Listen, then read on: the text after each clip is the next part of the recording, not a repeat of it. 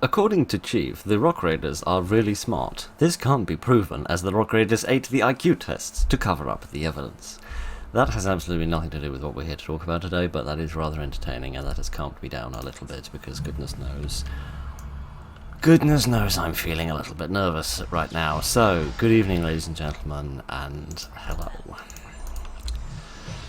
This is a video that I have been thinking about for a long time, and we're finally here, and I need to bottle up my nerves and actually do it. So, a couple of years ago, last year, I decided to start this tradition where once a year we would sit down and have a little chat together in a more relaxed setting about the last year on the channel and the next year on the channel. Sort of once a year, slow down, take stock of what's going on, what's happening, what I want to change, what I don't want to change, and just sort of relax and communicate a few things that I'm not able to communicate in other videos, or that I just want to sort of get everything in one nice place where I can sort of pool all my thoughts, and you can offer any feedback on any of it if you so please. So, yes, we started this technically sort of 2 years ago, where I decided to have a long rambling waffle about shotguns, and then I decided to continue it last year with this slightly more structured format of communicating what's going on the channel in sort of two parts. The previous year that's just gone by since the last video, and the next year as well until the next video. And I'm going to do the same this year with a sort of a slight addition in that I'm also going to talk about one or two things that are going on sort of right now. So it's like last year, right now, and next year as well. And, yeah. Sorry, let me take a moment to explain why I'm nervous. I'm nervous because, and it's similar to what happened with Rocky Horror, I've been sort of looking forward to this for almost the entirety of the last year, because this sort of format and this video is a kind of a special part of partly what I think makes the channel a little bit unique, and also one thing that I really like about the channel is that we just have this opportunity once a year to slow down and communicate in a bit more of a frank and in more informal setting than I normally communicate with you, where, you know, I'm not trying to be funny, I'm not trying to entertain, I'm just trying to sort of communicate, sort of sit down and have a bit of an old natter, as it were, rather than anything else. And the anticipation is one of the reasons I'm nervous. The other reason I'm nervous is that last year, there were a couple of things that I wanted to say that I didn't say, or that I didn't communicate as clearly as I should have and wanted to, and that annoyed me in editing, because I realised there were things I wanted to say that I didn't say properly. So now I'm sitting here thinking that I need to say everything that I need to say, and not forget anything. And goodness knows I'm very good at forgetting things, as my exam results will prove. But never mind, that doesn't matter. I think that's enough sort of preface. So I apologise for being a bit nervous, but hopefully that will go in a minute or two. So I want to start off by talking about the things sort of from the next year section of last year, if that doesn't sound horribly convoluted and complicated. So essentially last year there were some things that I said I wanted to do, and I'm going to sort of give an update on those to see sort of how I'm getting along with all of that. But before I do that, I do want to preface one thing. I have no idea how long this video is going to be. You do, because you can look at the bit along the bottom that tells you how long this video is. I have absolutely no idea how long it is, but I get the distinct impression it could be a bit longer than last time, because last time my itinerary of things that I wanted to talk about was confined to one sheet of notepaper. Let me find a sheet of notepaper that doesn't have something important written on it here. Sort of one sheet of notepaper that was written, that my entire agenda of things to be discussed was written on one piece of notepaper. Now I've got 2,000 words in a Word document, so it's a bit more to talk about. So, yeah, it's like last quite a while, and if that's the case, I apologise. But, this might... Oh, sensible of me, this might go on, and on, but we shall see what happens. So, what did I say last year that I wanted to do? the main thing that I said I wanted to do was to implement this new system of thumbnails for the shotguns, where it's like a 50-50 kind of thumbnail. I tend to refer to them as, where the sort of the left half of the thumbnail is from the first game and the right half is from the second game, which I thought was quite a nice little idea. It came out of one of the Manning Miners videos, actually, where I did the thumbnail because I was showing off both the lava monsters and the ice monsters. So I had like the lava monsters on the left hand side of the thumbnail and the ice monsters on the right hand side, because I wanted to show them both, and of course there wasn't any single snapshot of the video that had both of them in it, because of course they're in separate levels. And those have been implemented and they seem to work fine, and hopefully you like them. I don't know, I have no idea. I think they're nice. They're not as difficult to put together as I thought they'd be, because I initially anticipated that they might involve too much work to produce and then I wouldn't be bothered to do them. But they're quite relatively straightforward. It hasn't been it hasn't made the production of shotguns any more lengthy or difficult. So that, I think, has been something relatively successful that we've done, and I think that's been good, which is nice. I also said last year that I'd like to go back retroactively and start applying that to old shotguns that like before, the ones that came out before, the ones that don't have them, essentially, which seems obvious, but like the shotguns that came out before I decided to sort of implement the idea, because I didn't go back and apply it to old ones. That is still something that I'd like to do, but I don't know.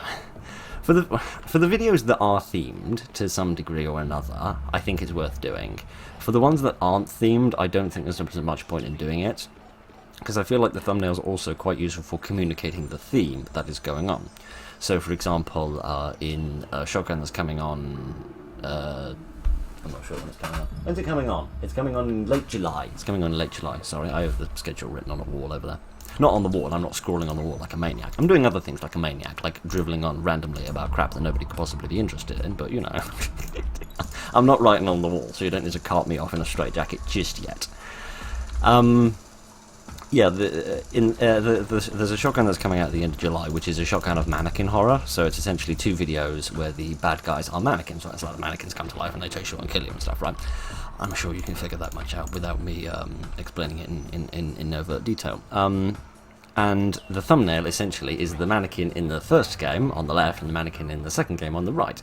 So I feel like when you look at that thumbnail, it tells you, first and foremost, that it's a shotgun because it's in the 50-50 style, and that it's about mannequins because it's got the mannequins in the image. So I feel like they're quite a nice idea for communicating both the format and the theme. And the reason that I think they wouldn't really work with the unthemed shotguns is because the games were so different at that point, because I wasn't putting them in, I wasn't trying to theme them at that point. It seems a bit kind of pointless to do that, because if one game is about, like, I don't know, chickens, and the other game is about, I don't know, hats, pulling random ideas out of the sky here, but, you know, putting those together in a 50-50 thumbnail, it would tell you that it was a shotgun, because you'd be able to see that, but it wouldn't really tell you the theme, because it doesn't have a theme, and frankly I'd like to discourage people from watching those old shotguns anyway, because they're rubbish, because they don't have a theme, which means the format is totally pointless. But never mind, that doesn't matter. I'm still bitter about those old shotguns, and I will remain to be bitter about them for the rest of my life. But that doesn't matter.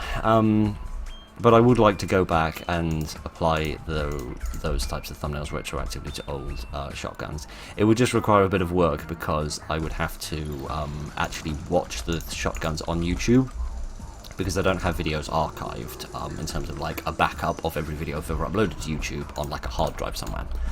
I'd love to have that, but for a reason I'll explain in a moment, I don't have that. So I'd have to go on YouTube and actually watch them myself in order to find the snapshots that I want to turn into the thumbnails and then produce them and upload them, which would involve, obviously, a bit of work of... It's just sort of time-consuming. It's not really work exactly, it's just time-consuming in that I have to watch through the entire video, which is, like, not much fun, because I don't want to watch through ancient videos, because they all make me cringe, even the modern ones make me cringe. It's bad enough having to listen to my own voice and editing. I don't really want to have to listen to it any more than is necessary, so it's a little bit, I'm just a little bit averse to doing that, and I prefer to look forwards into the channel's future rather than look backwards, as much as I would like to do what I can to make the past videos on the channel better if I can. But It's a relatively small detail. It's not like, I don't think anybody's going to make a big fuss over it one way or the other. So it's something I'd like to do, but I'm going to be completely honest with you, it probably won't happen because I'll probably be too lazy to do it. So yeah, I was saying that I don't have all the videos on the channel archived on like a big hard drive. I would like to do that. I would love to have a backup of every video I've ever put on the channel for numerous reasons. One, because if there was ever a problem with a video, like there was a copyright problem with it, or there was something that had to be edited out or whatever, I'd still have a copy on a hard drive somewhere that I could just go to immediately, edit it to fix whatever was necessary, and then re-upload it, and that would be grand. The problem, you see, is the file sizes, because videos can... small, shorter videos that are dark and not particularly visually active, so like in indie horror games that are relatively dark, there's not a lot of motion going on, those tend to be about sort of 15 to 20 gigabytes each. The larger videos, like longer videos that are like an hour or an hour and a half, for like series videos or ones that are a bit more visually active, a lot more colourful, a lot more movement going on, those of course, those factors drive up the file sizes, which mean that they can be like 50 to 60 gigabytes each, and some of them are absolutely ridiculously huge. VHS filters is another thing that drives up file sizes. I haven't quite figured out why yet, but if it's got a VHS filter on it, it will kick the file size through the ceiling. Which is really annoying, because in my real slow internet, that means it takes forever to upload these things. So I kind of have to leave the computer on for like 3 days in a row while it attempts to upload it. And because the internet isn't very good, that means you can't do much else on the internet while it's doing that. Which means the other people in this house really love me using the internet, but never mind. So on the one hand, it would require a lot of hard drives in order to store that, because even like big hard drives that are like a few terabytes can get filled up relatively quickly. And I don't have any spare hard drives, and hard drives are quite expensive, particularly when you get large ones. When you're getting into like the multi-terabyte level, you're looking at quite a lot of moolah for a hard drive. So I am just a little bit hesitant to do that, because if I spend a lot of money on hard drives, then I don't have as much money to do other things on the channel, like buying, you know, better cameras, better microphones, buying games, upgrading PC parts, things like that. So it's just a financial thing that I would rather... I'd like to do, it's just not something that I can really afford to do at the moment, as much as I feel like that would bring good benefits to the channel. But, you know, I have to pick and choose what I can do at this moment, so I can't always do that, but never mind. Oh dear, oh dear, oh dear. Okay, so that's the thumbnails done. Good, that's the first one sentence of my 5 pages done. It only took 12 minutes. 13 minutes, I do apologise. So, keeping on the subject of shotguns, because it seems like we never talk about anything else on this channel, but or in these videos at least, which kind of makes sense. I mean, the shotguns are very important to me. I think they're very they are the sort of the unique selling point maybe of the channel. I think there's going to be a sort of a slightly new unique selling point of the channel possibly coming over the next year, but I'll talk about that more at the end. But yeah, I feel like the shotguns are sort of quite a unique and special idea to me, at least, and something that I've worked on and developed, so I do like yammering on about them quite a lot. So, there was an idea I had about shotguns, and that was to sort of make use of the old unpartnered shotguns. Essentially what my idea is if I've got a game that I have recorded, and it's waiting for a shotgun partner, but I can't find one, so I can't find a necessarily similar enough game to play it with.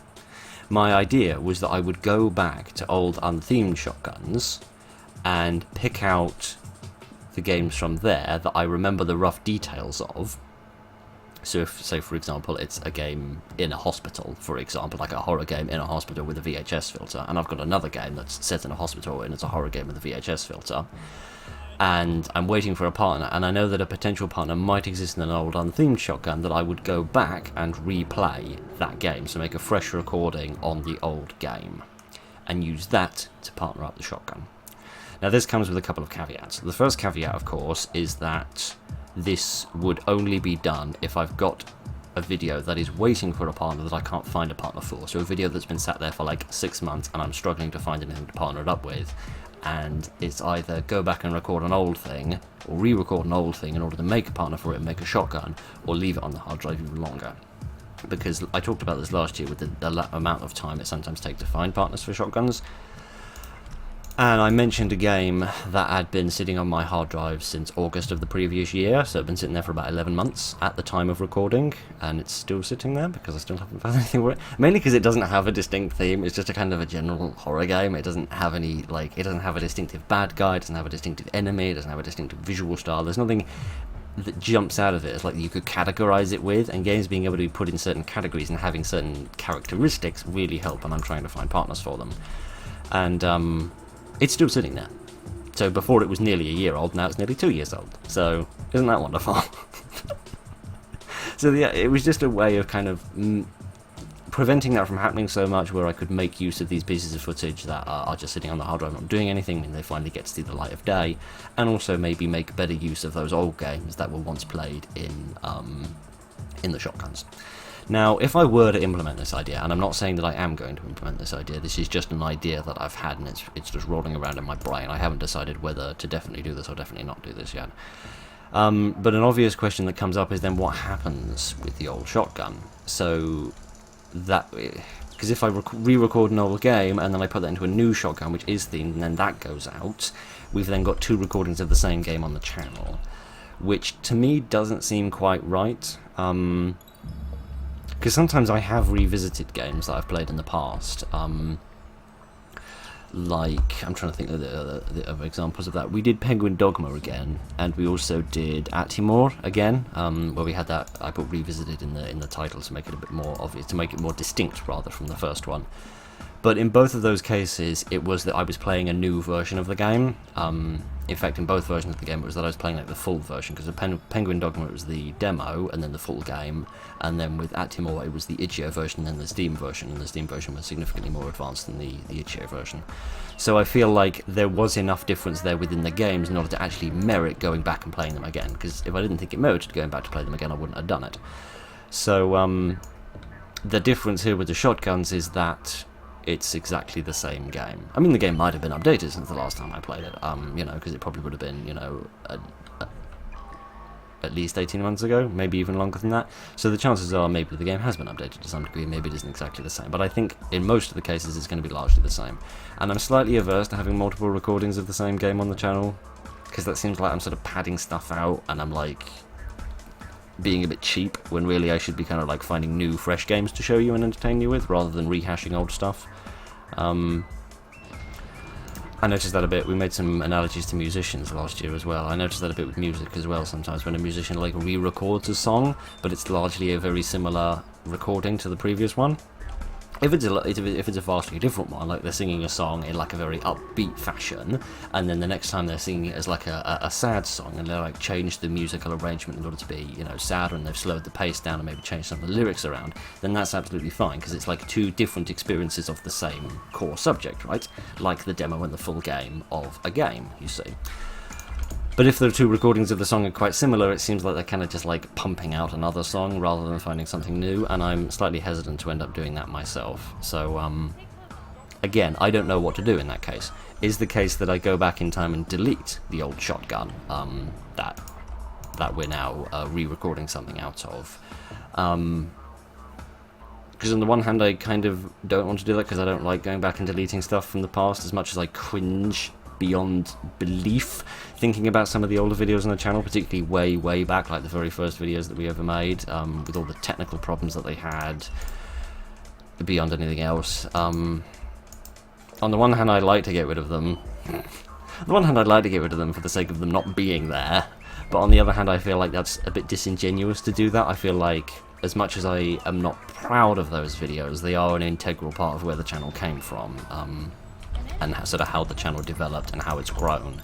So I feel like it's not really fair to actually delete those things. So I don't really know what to do with that idea. So I might kick the can down the road and forget all about that idea for a while. But every time I look at the shotgun folder and I see all of the games that are in it and how old some of them are, and I sit there and I wonder, will we ever find partners for these, or will we have to do like a post-mortem video, like after I retire or after I die, we have like the unaired sessions, as it were, and it's just like a super long video that's just all of the unpartnered shotguns that were never released, dating all the way back to like 2021 and then going all the way up to wherever we finished.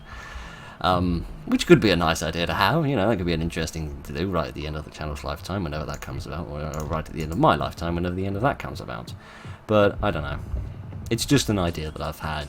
I don't know, if you've got any thoughts on it, if you think it's a good idea, you think it's a bad idea, you have any suggestions, then feel free to chime in. I would appreciate anybody else's thinking process on this, but it's just an idea that I'm throwing about.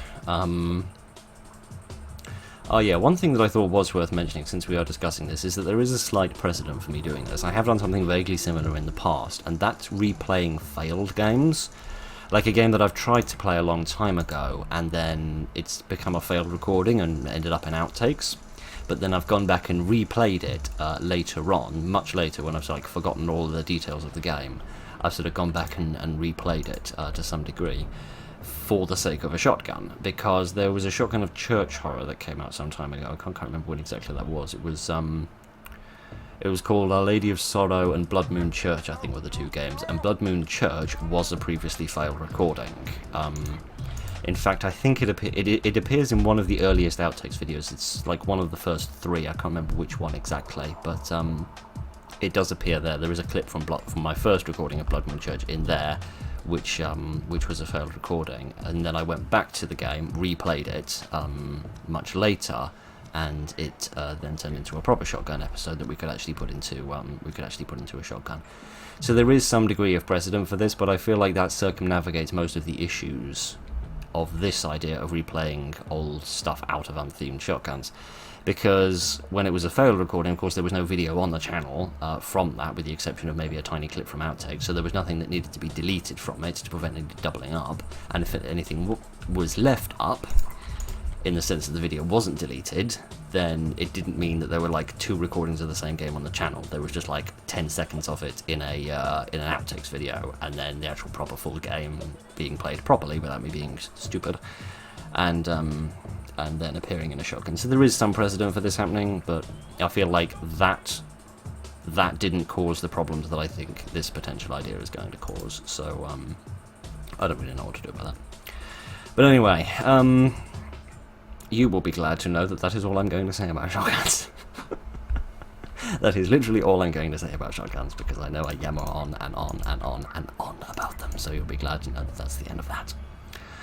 Alright, what was I going to say? I was going to talk a little bit more generally about the videos that have been produced over the last year, and to say that most of the videos that have been produced over the last year have been done in a weird sort of like boom and bust way, if that doesn't sound a bizarre way of describing it, in that there have been periods where there's been a lot of recordings made, and then there's been periods where there haven't been many recordings made, rather than it being just like a gentle ebb and flow of me making a few videos here, a few videos there, sort of as we go along, to sort of mirror the way that a few videos come out every week. It's not like there's huge numbers of videos in 1 month and a tiny number of videos in the next month. And that was quite simply over the last year because I wanted to record more videos here and less in that cat tapestry location. It's the way I tend to describe it. Like most of the stuff that was recorded for The Evil Within, for example, where I have that it's a blanket. It's this blanket, actually. It's this blanket here. It's a blanket which I put on top of a wardrobe in order to cover a mirror, because there was a window next to the mirror, and light would come in from the window and then reflect off the mirror and then go into the camera, and it looked awful. You can see that in the first couple of episodes of West of Loathing, I think, which were the first videos I made in that location before I put up the cat tapestry in order to cover that. So I was trying to maximise the number of recordings I was making here at home and less of the number that I was making there while I was at university, for two reasons really. One, for the sort of the time demands, in that I wanted to have less time demands from the channel when I was at university, because of course I was busy with, you know, lectures and stuff. So there was that element. The other element was the audio quality. I'm sure if you've seen any number of videos from that location, you'll hear sort of banging noises in the background. That was doors being slammed, and just sort of people going around walking about, sort of attending their daily business. And that really annoyed me, because when I was watching it in editing, or when I was I mean, you can see it on my face in some of the videos. You can see the visible frustration that comes onto my face when there's an audio corruption like that, because I hate audio corruptions like that. Because when I'm watching videos on YouTube, I hate hearing kind of background noise from the rest of the world. I just want to like just hear what's going on right there in the video. I don't want any other rubbish around in the rest of the world. So it really bugged me to hear those little audio corruptions of like stuff going on around in that location. Versus here, where it's a lot quieter, you see, the only thing that can happen is like me being directly interrupted by someone coming in, or there's a door on the other side of this wall that opens. It's just quite noisy sometimes, but that doesn't happen very often. So here, the videos are a lot more consistent in terms of the audio quality, so I much prefer doing things here. So during the breaks from university, like over the summer, directly after I made the last annual Talkin video, and then also during the Christmas break and the Easter break from university, so I was making lots of videos then, as many as I physically could, and then I was only making episodes for series when I was up there, because series episodes are recorded just a couple of days, usually on the Thursday or the Friday, before they then come out on the Saturday. So I was just recording those ones there. So, for example, over the sort of the past 6 months or so, basically the only things that I was recording while I was up there at university were like episodes of The Evil Within, for example. Almost everything else was sort of previously recorded back at home. So that's sort of been a weird oddity over the past sort of year and a half in terms of the way videos have been done, and that shouldn't be the case anymore. But I'll talk more about that in sort of the next year section. But just to make you aware of sort of what that was and what that was going on, that was just me at university, because it's quite far away from where I live, so I wasn't able to commute. So and yeah, just to sort of generally acknowledge and apologise for all those audio corruptions, because goodness knows they drove me absolutely mad. But that's all over now, that's all finished, so we don't need to worry about that anymore. And now that I'm away from all of that, I can just make videos in sort of a more piecemeal style as they sort of go along, rather than doing these like big huge batches and then coming away from them. So that's something that was the case last year, but it shouldn't be the case any longer. So I'm glad to be away from all of that. There's something else. There's some sort of bugs that I want to talk about from the last year that I feel are worthy of discussion. So, you may have heard in some videos a dreadful popping noise. It's like a little crackly noise that you can hear in certain videos. I don't know, I might chuck up a little example of that in editing. And this is a really horrid noise that appears seemingly randomly within certain recordings, and I'm starting to better diagnose what it was, because what I thought it was originally was a loose microphone connection, because when I was researching the issue, trying to find out causes of it, that's what people were diagnosing it as, saying that if you're hearing a kind of a raspy popping noise on the microphone, that means that the connection is loose. But I'm actually beginning to think that that's not the case, because it never ever happened when I was in the Tapestry location at university. It never once happened there, but it has very regularly happened here, and it's a very serious issue, not just because it's annoying, but sometimes it's so loud that you cannot even hear what I'm saying, and a couple of decent recordings have been absolutely spoiled for that. I recorded something a couple of weeks ago, a game, I think it was called The Arrowhead Incident, I think the game was called, and in the middle of the recording this issue pops up, literally pops, and it's popping so loud that you can barely hear what I'm saying, which completely ruins the entire recording, which means I had to bin the whole thing. I can't even use it for outtakes now because of this this popping noise, which is terrible, because the game was real nice. It was a real nice game, so now it's been spoiled, and it means I basically have to wait like 2 years until I've completely forgotten the nature of the game, until I can go back and try and record it again, for the sake of trying to correct that, because I feel like the game was worthy of being seen and worthy of being played. But I have a slightly better idea of what the cause of the issue is now, and I think it is actually these speakers. Because as you're probably aware, most people on YouTube when they're playing games will wear headphones. I never have. Well, that's not strictly true, because when I was in the Tapestry location I did wear earphones for the sake of not disturbing other people with the noise of the game, so they'd just be disturbed by hearing the noise of me, which goodness knows is disturbing enough. So yeah, I was wearing earphones at that point. Instead of using these speakers, and that was interesting, because I'm beginning to think that it is actually coming from these speakers rather than from anything else. I don't think it's actually coming from the microphone, and the reason that I think that is because I've heard the popping noise coming through the speakers a couple of times recently. It's much quieter than it is during the when it's on the recording, but the recording is capturing the desktop audio, you see? So it's recording every noise that the computer actually produces, and it catches that popping noise, and I can hear it coming through the speakers sometimes. I still haven't fully diagnosed it, but I'm pretty much convinced it's these speakers now. I don't think there's anything wrong with the microphone, because when I first observed the issue, I replaced the cable on the microphone with a brand new one, because originally I was using the old cable that came with the microphone when I bought it. So, although I did buy the microphone new, so I thought I'd buy a modern cable, the brand new one that's only just been produced, that way it won't have the connection issue. But that didn't solve the problem.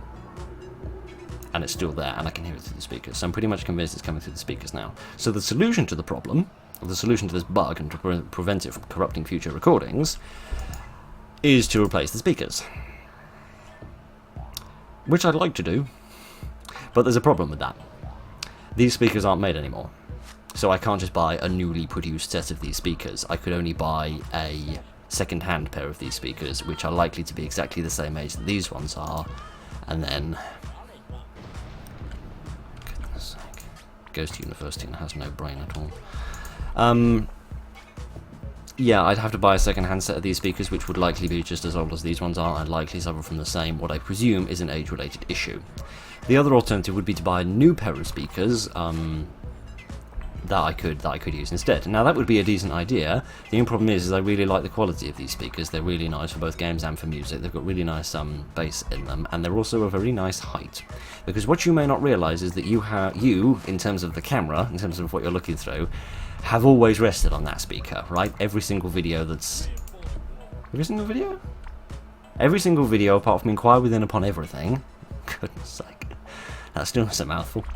Every single video that's ever made, that camera, or the camera rather, because we have been through two, have been resting on top of that speaker there. So if I get a different speaker, it'll be a different height, and then I'll have to very carefully find a lot of things to stack the camera on top of in order to make it exactly the same height. And if it's not exactly the same height, the camera footage will look slightly different, and that will bug the hell out of me, because I get bugged by tiny little insignificant details that really shouldn't bother anybody. So yeah, I would like to buy a new set of speakers, but finding a set which are of equal quality, that are newly produced, not amazingly expensive, and ideally the same height, is quite a laundry list of things to find in a pair of speakers. But I am going to try and find a new set if I can, in order to address this issue, because I know it's an absolutely awful issue. I don't know whether it bothers you as much as it bothers me, but goodness knows it bothers me a hell of a lot. So, maybe just for my sake we'll fix that. Never mind. Other bugs that we've encountered. There seems to be a slight bug on YouTube with comments that I've noticed over the last year, in that it tends to either undercount or overcount the number of comments on a video sometimes. So, I noticed this most recently on Rocky Horror. It said that there were 2 comments, when in reality there was only 1, which was very annoying, because I spent ages trying to fix the page in order to get it to display the second comment so that I could read it and reply to it and interact with whoever it was and whatever they were saying, but I couldn't find it because it wasn't there. And then a couple of weeks later, the counter then went back down to just 1 comment, which was like a proper legitimate comment that was actually there. And I've noticed this with other things as well. I played a game by Crux Game Studio a couple of years back, and they posted a comment on the video, giving like a bit of feedback about the video, and my playthrough of their game. But I wasn't able to see it because it just disappeared. YouTube didn't count it as having occurred, so they had to contact me separately in order to communicate the feedback, which was a bit of a faff. I have no idea how to fix this, because this seems to be entirely on YouTube's end, and it doesn't seem to occur very often. It seems to be rather a rare thing. And I could understand it if the numbers were very huge, right? Like if it was the difference between like 10,000 comments and 10,001 comments, I could understand, and it perhaps wouldn't matter quite so much if it was undercounting to that degree. But when it's the difference between 0 and 1, that can be not very good, because if somebody comments, I want to read it, I want to interact with them, I want to, pay them the respect of reading their comment and interacting with it, because they've taken the time to write it. And to me, that's a very important and meaningful thing, right? If someone's taken the time out of their day to write something and communicate something to me, I feel like it's only respectful of me to do my best to interact with them or reply to them. And they might have something important to say, like some feedback or some suggestions, right, which are important for me to consume. So it's important for the sake of the channel that I actually read it and I'm able to see every comment that's there. And if YouTube's undercounting them for whatever reason, that can be a slight problem. But it doesn't seem to happen often, and there's nothing I can do about it anyway. But I wanted to raise the issue anyway, just to let you know. Essentially, if you write a comment and it seems like I'm ignoring you, it might not be that I'm ignoring you, because I try not to ignore comments, but it might just be that YouTube's undercounting it, so please, please forgive me if any problems with comments like that ever do happen. I don't know how to fix that. But never mind. This is less of a bug, this next thing I want to talk about. This is less of a bug, and this is more of just a weird oddity that I discovered. So, you might be familiar with chapters on YouTube. It's the thing that they've rolled out a while ago. I can't quite remember when they started doing it. And I'm going to have a little rant about them in a minute, but first I'm going to talk about this weirdness. It seems that YouTube can also apply these chapters automatically, because normally you just do them yourself by writing up timestamps in the description. So you do, like, you know, 0 seconds to 10 seconds is like intro saying hello, and then like 10 seconds to 5 minutes is like topic 1, and then blah blah blah blah. You get the idea, you know how it works. I'm sure you've seen it 100 times before in 100 different videos. It seems YouTube can also do this automatically, and I discovered this when I went back to an old video on a game called Runo, I think it was called, R-U-N-O, which was about, it's about Finland, I think, actually. It was a very nice game, and somebody mentioned something about it, about the game, and I wanted to go back and check that thing within the game, so I went back to the video of it to save me having to re-download the game and play it again. So, when I went onto the video, I noticed that it had chapters in it, which really, really confused me, because it was like, you know, intro, and then like outside the cabin, inside the sauna, on the river, and things like that, to sort of like describe the different environments that I was in as we were sort of going along. And that really threw me off, because I hadn't done that. I hadn't written those, I hadn't put those in. I never do. I've never put chapters on any of my videos, and I'm going to explain why in a bit. So that thoroughly confused me. I was thinking, where the hell is this coming from? So I started digging around in the settings of videos, and I found that by default, YouTube has automatic chapters set up for videos. And goodness only knows how it comes up with these automatic chapters. I have absolutely no idea how it manages it. I've never seen it on any of the other videos. This Runo video was the only one that I'd seen on there, but I don't go back onto videos very often, or even at all if I can avoid it, as I mentioned before. And yeah, I've no idea where it comes up with these automatic chapters. Like auto-generated subtitles, I understand, right? It's just a voice recognition program that just transcribes what you're doing, like a transcript in a video meeting, right? That much makes sense to me. But how the hell does it work out what to do with? That's overkill. How the hell does it work out what to do with the automatic chapters? That much I really don't understand. I don't get how that works.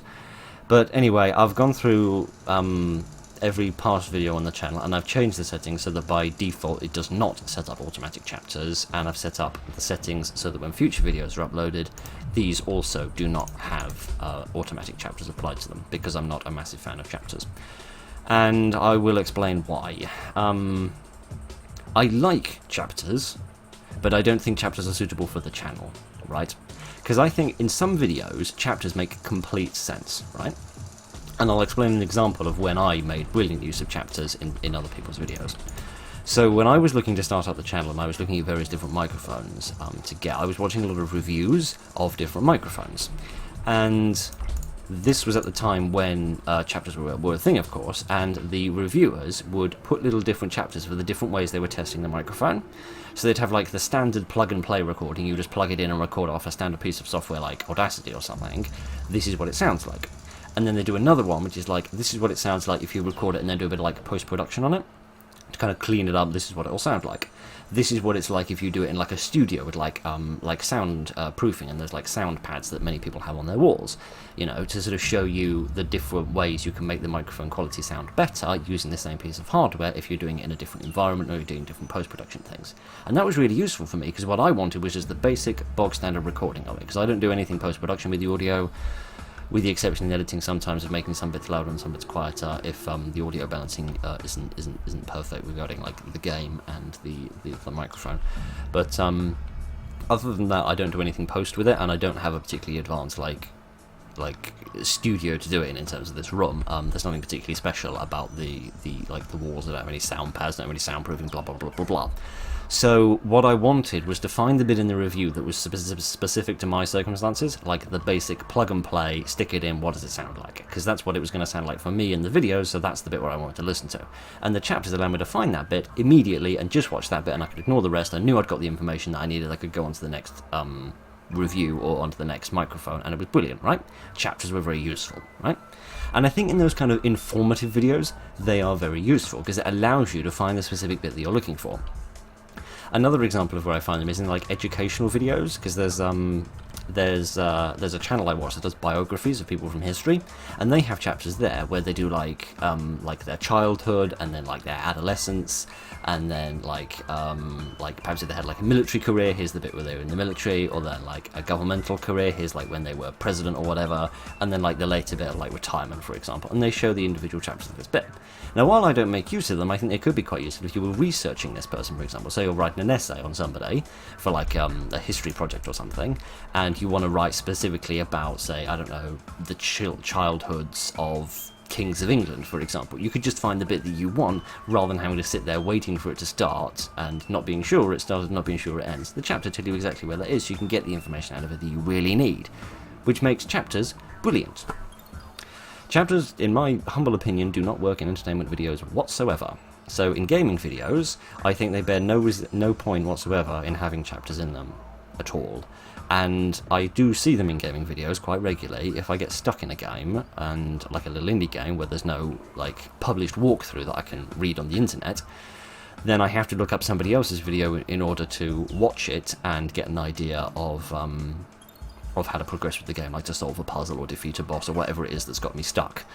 And I sometimes see chapters within those videos, and those ones really, really annoy me, because it's things like, here's the intro bit of the game, and then here's like, I don't know, it's the inside the house bit, and then you go outside the house, and there's another chapter for like the outside of the house, and then maybe you like get in a car, here's another chapter for the bit in the car. And I'm just thinking, if you're watching the video for entertainment, surely you're just going to sit down, start the video, let it play, watch it, and enjoy it. You're not looking for a specific bit. You're not watching this to try and grab some specific bit of information out of this in order to figure out what you want. And goodness knows those chapter headings were not useful for me to figure out the bit of the game I was looking for to solve the puzzle or whatever. So I don't think that they serve much of a purpose, and I'm going to tell you the worst possible example I've ever seen of one of these, and this is a single example from one person in one video. I'm not saying this is what everybody does, I'm just saying this was a horrid example, and I want to highlight it because it was so bad. So, there was this game that I was looking at a playthrough of to find a way to solve a puzzle, and earlier in the game, you go into a bathroom, because you're in a little house, you go into a bathroom, and then when you step out of the bathroom, there's a jump scare. Perfectly straightforward. What do you expect from an indie horror game? So the chapter was bathroom, and then there was like a 5-second chapter which was jump scare, and then there was another chapter going on for the rest of the game. The point of a jump scare is that it surprises you. If there's a chapter telling you it's there, you know there's a jump scare coming, and it kind of spoils it, which I feel like ruins the experience for the person watching the game, because they're stepping out of the bathroom, and then you can see the chapter goes from bathroom to jump scare, and you think, oh, I know what's going to happen, and then the guy jumps in your face, and it's like, why did you do this? Why did you do this? Like, why? I don't know. As I said, that's an extreme example. I'm not saying this is what everyone does. I'm not saying this is anything bad about chapters. Absolutely not. This is just an example that I've seen that really reinforces why I don't think chapters are suitable in gaming videos and in entertainment videos, because I think the point is just you sit there and you enjoy them and you watch them. I don't think chapters are relevant for these sorts of videos where you're just supposed to just watch it from beginning to end. You're not looking for a specific bit of information like you would be out of a documentary or out of a review, like I was talking about before. So if you were ever wondering whether I was going to implement chapters, the answer to that question is no.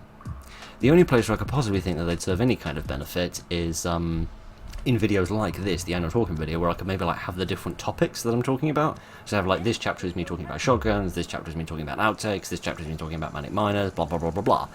So that if there was something specific that you were interested in hearing about, or you wanted to see in advance the different topics that I'd be discussing, then you could look at the chapters in order to get an idea of that, because technically wholly these videos aren't for entertainment, they are for information.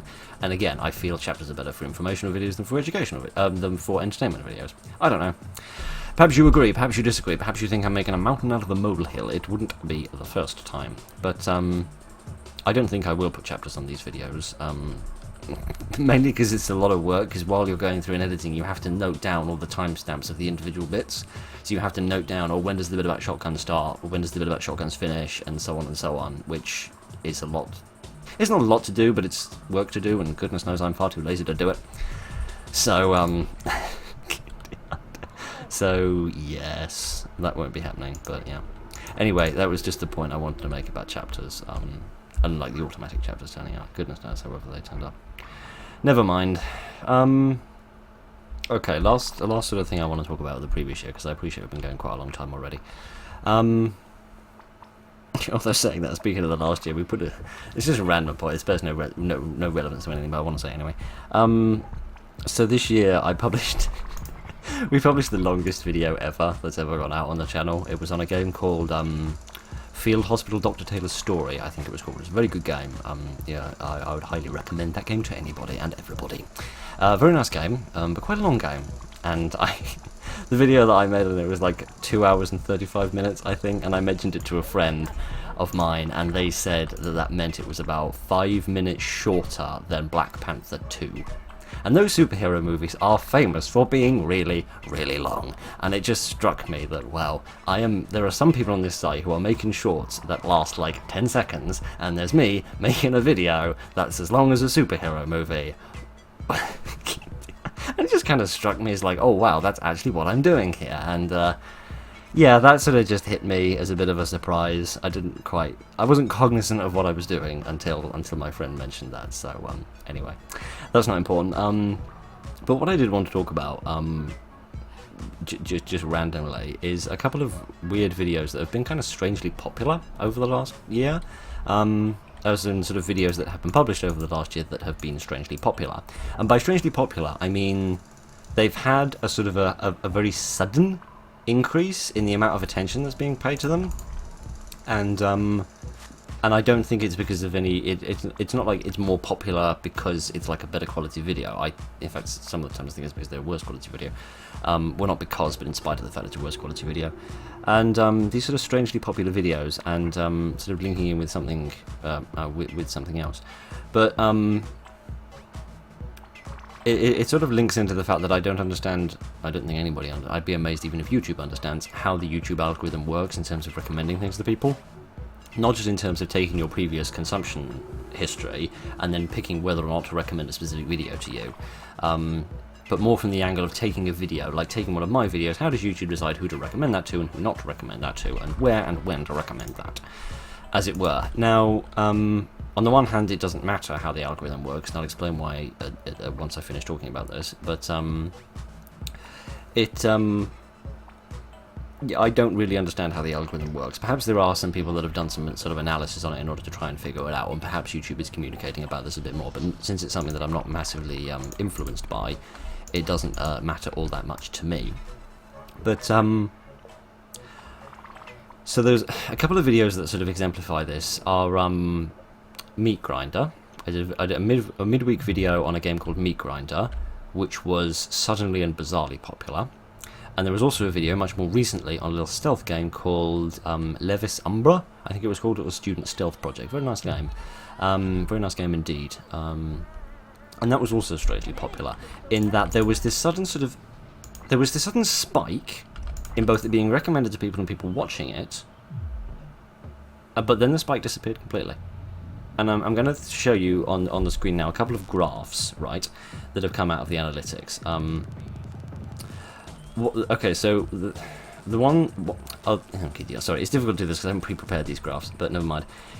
What you can see is the impressions and the views, a graph of impressions and views for the sort of first 10 days or so. Sort of 10 days or so for the first video of the Basmod levels in Manic Miners that we did. And you can see that, and you can see it's a vaguely sort of steady increase over time that then starts to sort of flatline a bit, right? And that makes sense. Then what you can see underneath that is the impressions and views for Levis Umbra for the first sort of 27 hours of its existence. Now what you see is a flat line, a sudden increase, and then a flat line again. It's not that kind of steady increase that that Basmod has, despite the fact that they've both got roughly the same number of views. And do they have the same number of impressions? No, they don't, but that doesn't really matter too much. It's more the views that matter at this point in terms of the data analysis. And I just find that bizarre, because what was going on with Levis Umbra? Because it wasn't being recommended much, like initial flat line of impressions, because that's what impressions are, by the way. I should have defined that term. Impressions are basically recommendations. Anytime that the thumbnail of a video is seen by somebody, whether it's like a search result or down the side of a video or on the YouTube homepage or in the subscriptions, anytime that you see a video, that's an impression, right? It's been displayed to you, and then you can either click on it or not click on it. So that's what the impressions are. So you can essentially read that as recommendations. So what happened? Just purely as a point of curiosity for me, as a data analysis nerd, given that's what I've been studying at university for the past 3 years, what happened where there was that sudden increase in the impressions? What caused that to be driven up, and why did it suddenly stop afterwards? That's what I'm really curious about. That's what I don't understand. Something must have happened that caused YouTube to suddenly pay more attention to that video and decide that other people should see it more. But then that, whatever that was, then went away and it stopped doing that. Which made me think, of the two things, recommendations and views, which one sort of drives the other one, as it were? Is it the case that if I publish a video and YouTube recommends it to the normal sort of regular audience, but then for whatever reason more people decide to click on that than usual, YouTube then increases the number of recommendations, and then that then gets seen by more people and more people click on it? So it's kind of like an increase in the number of views drives an increase in the number of recommendations. Or is it the case that YouTube randomly decides to pick different videos to recommend to people, or rather it randomly picks a video that it decides to recommend to more people, and then because it's being seen by more people click on it, and then that sets the cycle off that way? Because I can't think of anything in Levis Umbra that would have been particularly attractive beyond the usual audience. It's not like more people would have clicked on Levis Umbra than, say, any other video that came out, the week before or the week after. I can't see anything that makes that particularly more attractive that would have encouraged it to be clicked on more and thus set off more recommendations of it. But then on the other hand, it seems utterly bizarre to me that YouTube would randomly pick a video for no reason whatsoever and just randomly recommend it to more people. Although that seems like more plausible in terms of the actual nature of the video itself. So it's just a bit of a bizarre curiosity to me. A bizarre curiosity to me that I cannot elocute the English language, despite having 22 years of practice by the time this video comes out. Well, that's not strictly true, because I didn't start talking the day I was born, but that doesn't matter. The goodness knows I've done enough talking in the past 52 minutes in order to make up for those few missed years. But never mind. Yeah, it's just bizarre to me. I just don't understand quite how that works, and I'd just be curious to have an answer to it. Not that it particularly matters. And I did have a vague idea of actually a way to try to answer this question, using some of the stuff that I've learned at university. So essentially I've been taught this method of doing data analysis where you look at these sort of series of data and you're able to derive what we call an impulse response. This is going to get vaguely technical for a second. Feel free to completely ignore it and don't worry if it doesn't make any sense. Hopefully it will then. Essentially, we kind of put the data through a model, and then that creates what's called an impulse response function, which means if there's an impulse or an increase, a sudden shock, a sudden increase to one variable, what is the response of the other variable, right? Like if you had, I don't know, a sudden increase in the temperature of a country, what would be the response of, say, ice cream sales, for example, to use a silly example. If there was a sudden increase in the temperature, you would expect to see ice cream sales go up. But if there was a sudden increase in ice cream sales, you wouldn't expect the temperature to go up afterwards, right? So you can kind of see the direction of the relationship there. It's the weather influencing ice cream, it's not that ice cream influences the weather, you see. So you can kind of analyse that in a sort of an interesting way. And I would be quite curious to kind of apply that to some data from the channel in order to see, is it the case that if recommendations go up, views then go up in response, which makes sense? And is it also the case, or is it alternatively the case, that if views go up, holding the sort of the base number of recommendations constant, does YouTube then respond to that by then increasing the number of recommendations? What's sort of the nature and the direction of the relationship there? And that could be an interesting thing to analyse. For the sake of answering this question, the problem is that there are several technical problems that prevent me from doing this. The first thing is that I've only studied this method for a couple of months, and I have never been properly assessed on it, so there's no guarantee I'd do it properly. The second problem is that I don't have a license for using the software required for doing this, because these calculations are far too complicated to do by hand, so I would have to do them in a piece of software.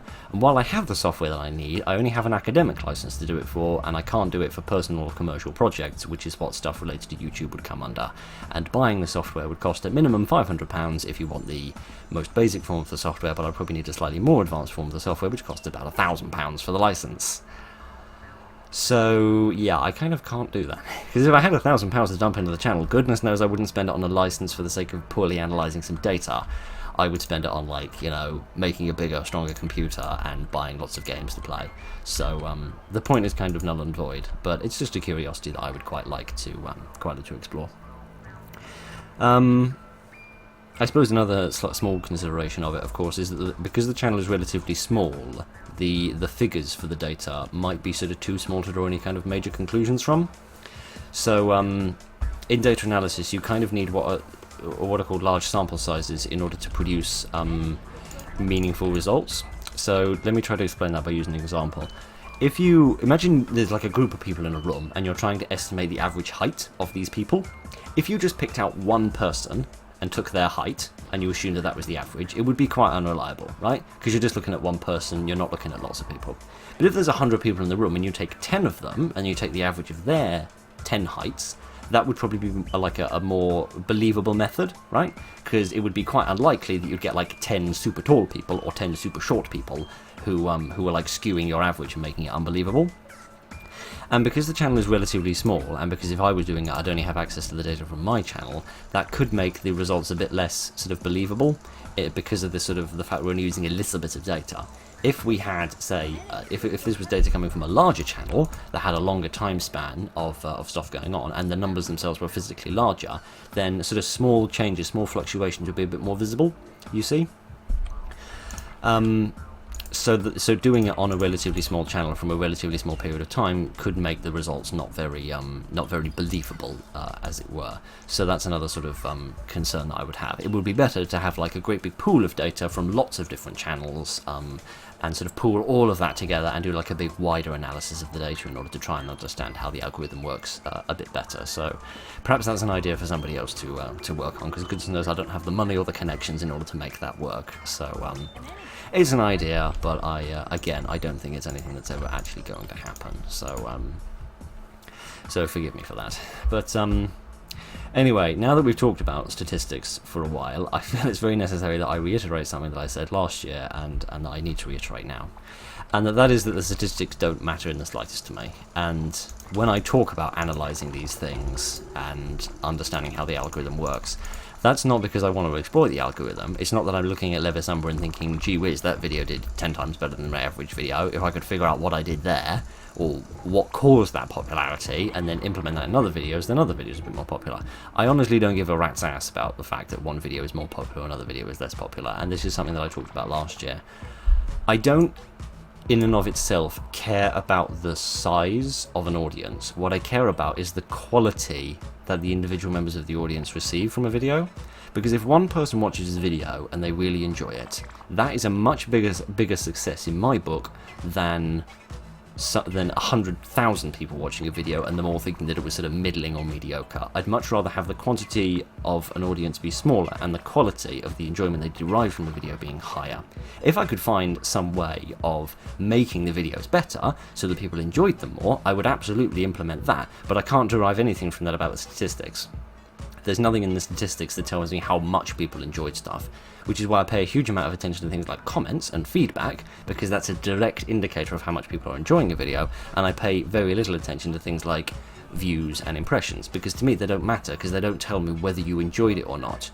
In fact, views are completely useless, as far as I'm concerned, as a measure of success, because all it shows is how many people clicked on a video, and that was before they saw it. I mean, they've seen like the thumbnail and the title, but they haven't actually consumed the video itself, so they don't know whether they enjoyed it or not. If there was like a rating at the end, where you could like, once you've watched the video, you could then like rate it 1 to 5 stars or whatever, I might pay vague attention to that, because that would actually tell me how much people enjoyed the video after they watched it. But all of you tells me is that somebody clicked on the video before they watched it. So really, that tells me nothing at all.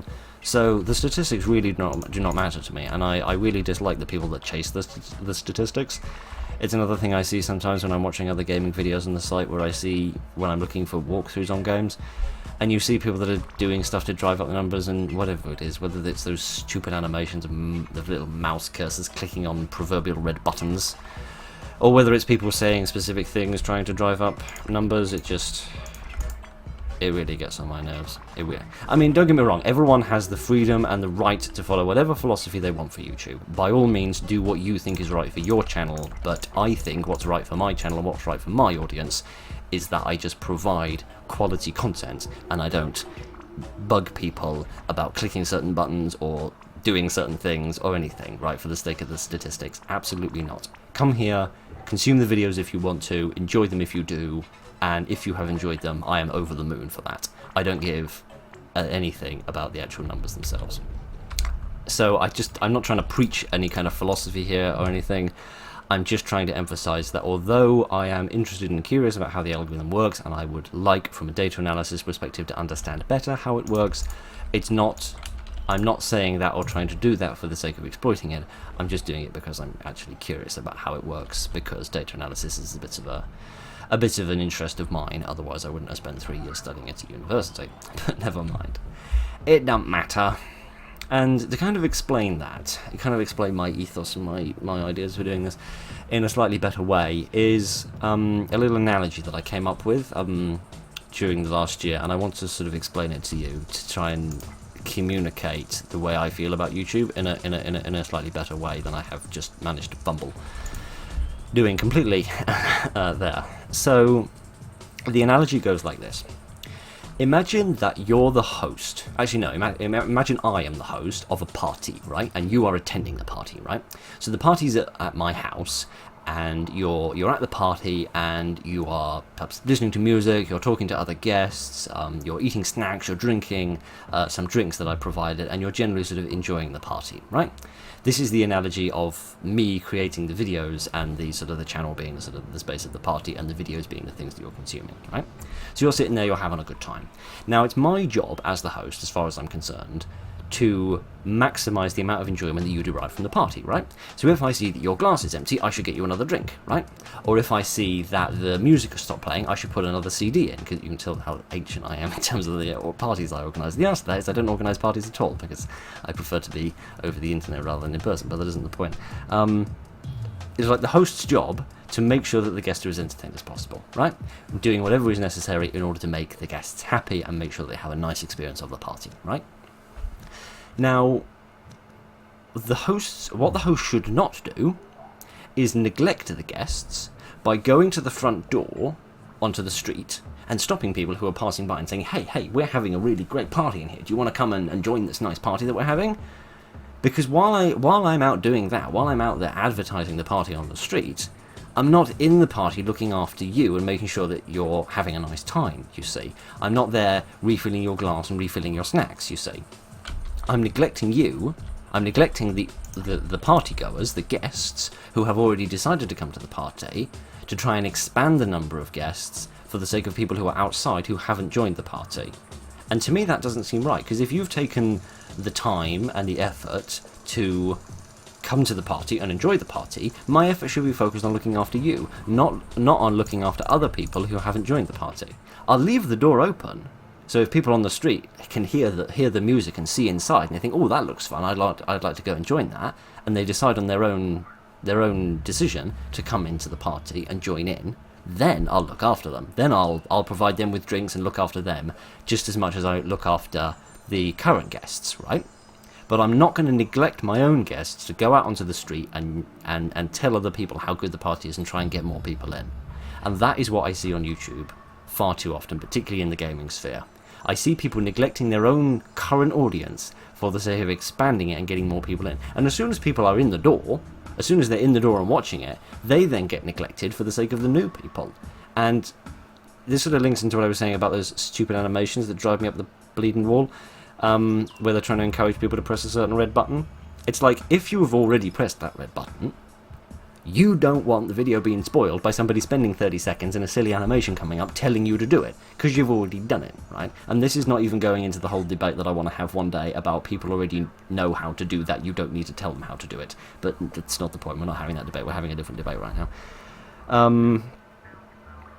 So the current audience has to suffer through those attempts to expand the audience once they've become members of the audience.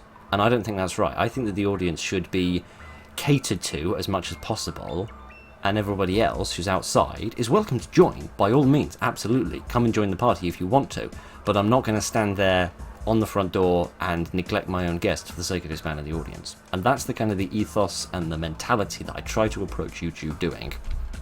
I try to approach doing YouTube with. Sorry, I needed that breath for a long time. I need to learn to slow down a bit. But I hope that is useful. I hope that analogy is useful for communicating my mindset for doing YouTube, because I think that's quite a good way of sort of summarising it and explaining how I do it. Again, while I personally disagree with other people's approaches in terms of, you know, continuing with the analogy, neglecting their guests and going out on the street to tell people who are passing by about the party, if other people want to do that and that's the mentality that they want to adopt, they are absolutely free to do that, and I want them to be free to do that, right? I don't ever want YouTube or the creative arts in any sense of them to ever be forced to work one way or the other way. Everybody should have the creativity and the freedom to do things the way that they see fit, right? And I think that's really valuable. I think it's an integral part of the art, and without it, the art will die, right? If we try to regulate things or force people to do things one way or force people to do things the other way. Partly, you know, for my own sake, because if my viewpoint can be enforced on other people, why can't other people's viewpoint be enforced on me? And then I'd be forced to do things in a way that I want to do, because I'm trying to force other people to do things in a way they don't want to do, right? So everybody needs to have the freedom, and I'm glad everybody does have the freedom to do things however the hell they please, right? So I'm not saying that people have to change. I'm not saying I want... Well, I do kind of want people... We won't get into that. What I want doesn't matter. While I disagree with the other mentalities that people sometimes bring to this site, I am not trying to preach a better way of doing things. I'm just trying to explain what my way of doing things is and explain what I think the merits of it are, right? I'm not trying to say that this is something that should be adopted by other people. I'm just trying to rationalize to you why I've adopted it, so that you understand where I'm coming from and what kind of mentality the channel is built out of, if that makes sense. So that's all that I really wanted to say on that topic. So I hope that I've communicated that effectively, because I don't want to get in trouble for, you know, infringing on things, you know. I don't know. Maybe you know what I mean, maybe you don't, I don't know. But it doesn't matter. I'm going to have a glass of water because my throat is parched. Okay, right, with water chucked down my throat and with a few seconds break in order to let my voice recover a little bit, I think we can move on. Right, we are an hour into this, and I've got through the first of my 3 sections. So that was everything I wanted to say about the last year, and now we can move on more specifically to talking about the current year. And there's 2 things that I want to talk about. I want to have a little debate first, and by debate I mean just propose some thoughts and ideas about a certain topic that I've become aware of in the past year, which I think is very interesting and is worthy of discussion. And then I'm going to tell you a little story about me being really, really stupid, and which will then lead us into the next year. So the debate that I want to have is about the relationship between people who make gaming videos on YouTube and the people that make games that we play, right? So the people that, like the game developers that produce the games, specifically the indie game developers that produce the indie games that we play on YouTube, right? Because it's a very unique relationship in that, particularly from my side of the relationship, in that everything that gaming channels are and do in terms of the content they produce, the audience that they build up, and any income that they derive from it, and some people even make their whole livelihood out of playing games on the internet, all of that is totally dependent on the indie game developers, right? Because without the game developers making the games, there's nothing for us to play, we've got no videos to make, and there's nothing there to facilitate a development of the audience, you say. So certainly from our perspective, we are very dependent on the game developers as part of this sort of symbiotic relationship, if you like. And to a lesser extent, the developers, well, I don't believe the developers have ever been dependent on YouTube gaming in any sense of the word, but they certainly can derive some benefits from it, but also some costs, right? Because I feel like from my perspective of the relationship as the person making the videos, I feel like we get a lot of benefits from the developers, but we don't face many, if any, costs from them, or any risks, or any potential dangers from the relationship, you see.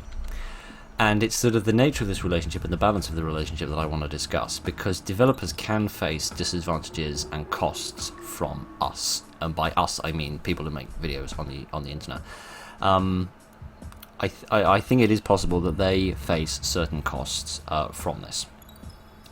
So there's a couple of different ways in which that can happen. So suppose I play a game which isn't free, okay, and I make a video on it, and then a person watches that video on this non-free game.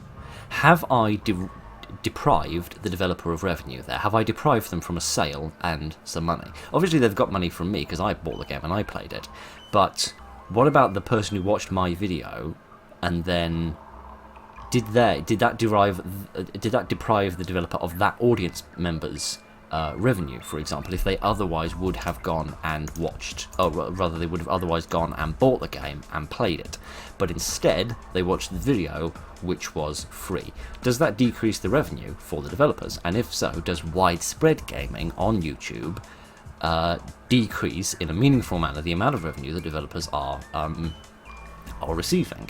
Like in the discussion about video game piracy, when that was a bit hotter.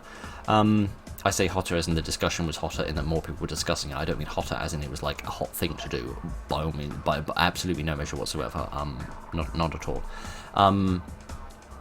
You know, does gaming on YouTube decrease the amount of revenue the developers make? And if so, does that harm development in the sense that it discourages people from making games, or it prevents them from making games because they can't make enough money off the projects they put into them?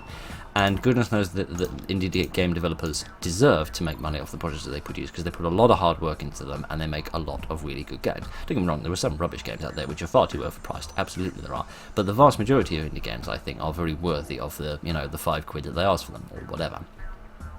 So there's that aspect to consider about the relationship. So another potential cost that we put on them in terms of free games is, does playing a free game discourage people from going and downloading the game and playing it themselves? Because on sites like itch.io, for example, if it's a paid game, of course you can measure the success of your game in the amount of revenue that you've generated.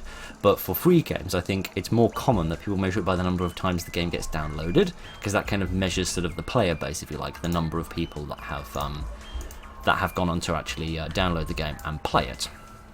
And again, if you're watching a video on a game instead of going off to play it yourself, does that decrease the amount of downloads that a developer gets on their game? Because if somebody puts out a video on a game and 1,000 people watch it, is that 1,000 downloads that the developer otherwise would have got but didn't get because of the video? In which case, that doesn't seem like wholly fair in that regard.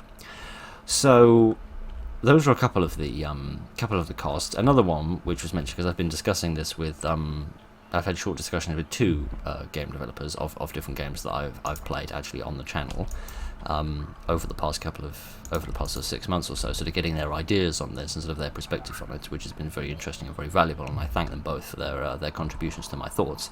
And again, if you have thoughts on this debate, please do chime in. I'd be very interested to know your thoughts on this, whether you are a developer yourself or just a consumer of videos, what you think about these ideas. So another potential cost is kind of spoiling games through flashy thumbnails, sensationalist titles, and things like that.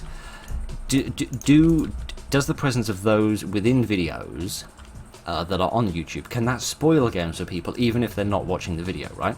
Because they're not watching, perhaps they don't watch the video on a game, but the video does get recommended to them. and they see like the thumbnail, maybe it's got like the main bad guy in the thumbnail and that kind of spoils it for them, or there's like some sort of twist in it that's revealed by the title or whatever, and that kind of spoils it, which means if they then do go on to play the game, they don't have as good an experience with the game as they otherwise would have. So these are like the different costs that might be being imposed, and I emphasize the word might here because I don't know for certain that they do. I imagine it does occur to some small degree, but I cannot, due to not having data on the matter, I can't conclude how much any of these particular costs occur. But, you know, we as people that make videos on the internet might be imposing some of these costs on to indie game developers. And if that's the case, then that's bad, because they don't impose any cost upon us. The devs don't impose any cost upon the video producers, but they do offer us an awful lot of valuable stuff in the sense of giving us the game, which is absolutely necessary for us. So they've done a lot to help us. It seems unfair that we might then accidentally go on and then hurt them through the production of these videos. Now that I've talked about the cost, it's very important that I balance the debate by bringing in the benefits that gaming on YouTube has, which I think is very important to mention. And one of the developers I was speaking to spoke about this. They said how people playing their games was really useful for actually them gaining exposure and developing a kind of a brand image for their games, sort of getting the name out there and showing it off to people so that it would be exposed to a bigger audience of players who could then use the link in the description of the video to then go and find the game and play it themselves, or introduce them to the developer so that those members of the audience would then play future projects or previous projects by the developer.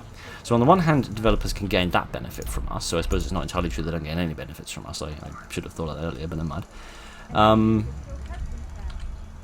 And it can also offer developers, particularly indie developers who don't have the opportunity to playtest or get QA on their game, it can be very useful to have a kind of a fresh set of eyes, play over the game and see somebody play it, see any bugs that they encounter and get their kind of immediate feedback on what they thought of the game, what they liked, what they didn't like, any problems that they encountered, blah blah blah blah blah.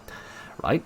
So it can offer developers feedback, which I think is especially important for indie games compared to, say, AAA games, which obviously have like big QA testing departments they don't really need YouTube to do QA for them. They can pay for that themselves.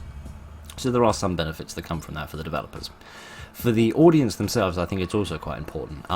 Stepping aside from the basic people deriving entertainment from it, YouTube gaming can provide good opportunities for people in the audience if they don't have the money or the tech to access games. So for example, when I was watching gaming on YouTube several years ago, I don't do it anymore, with the exception of the stuff that I've discussed before where it's a necessity, but when I was watching gaming on YouTube for entertainment some years ago, my gaming system was an Xbox, so I didn't have access to the indie markets like itch.io, for example, so I couldn't just play little random indie games, despite the fact that I really liked them, I really enjoyed them. But the gaming on YouTube allowed me to still access them and see them and consume them. So I feel like YouTube gaming has an important role to play in offering that to people who don't have the tech or don't have the money to access those other games. I feel like that's quite an important role for YouTube gaming to fill that. So there are benefits there, definitely. And I would always hope that any production of videos on games are there to enhance the game, not to just post it in its full length, right? So, for example, what I try to do with the kind of videos that I do is to, add some kind of entertaining commentary to them, at least hopefully it's entertaining, which improves the experience of the game for you, right? Yes, you get to experience the game, but you also hopefully get some kind of entertainment or companionship, going back to what I was talking about, the type of commentary I tried to do, what I was talking about last year, some kind of entertainment or companionship out of the video that you wouldn't get if you were just consuming the game itself, right? So that's my hope, right? That's my hope, that the videos are providing some greater benefit than the individual game on its own actually could. And this sort of links back to what I was saying before about not having the data on this. What I think would help inform this debate is it the case that when somebody watches a video on a game, that they watch the video and then they use that to substitute for playing the game? Or is it that they watch, say, the beginning of the video to get an idea of what the game is about before they actually go down the effort of downloading it and playing it themselves?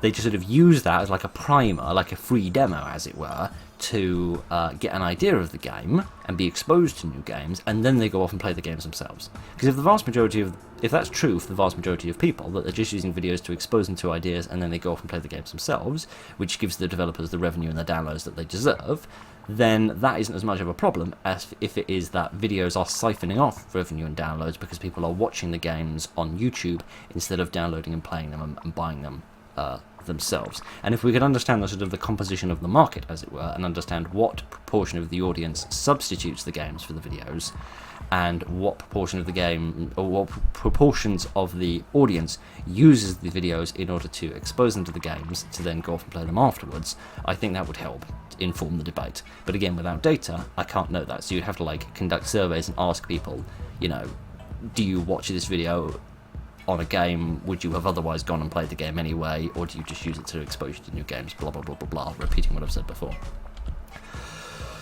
Right, there we are, already for another half hour, I think. So, I think that would be useful for informing the debate. Certain videos in this situation come off a bit better in this debate, because they are the kind of videos that can only be watched to expose you to new games and then encourage you to go off and play the game yourself. Things like, if you just play like the first level of a game, so it's like a platform, it's got several levels in it, you just play the first one in the video, and then you link to the game, but you don't play any more of it. There, if people want to see more of the game and play it and enjoy it, they've only got the first level in the video, so then they've got to go to the game, they've got to pay for it, they've got to download it in order to get it, right? A bit like how free demos used to be quite a thing for games, particularly like Xbox Live Arcade used to have a big thing about free demos, and Steam for a while. In some games, not everywhere, but not as much as Xbox did. Anyway, it doesn't matter.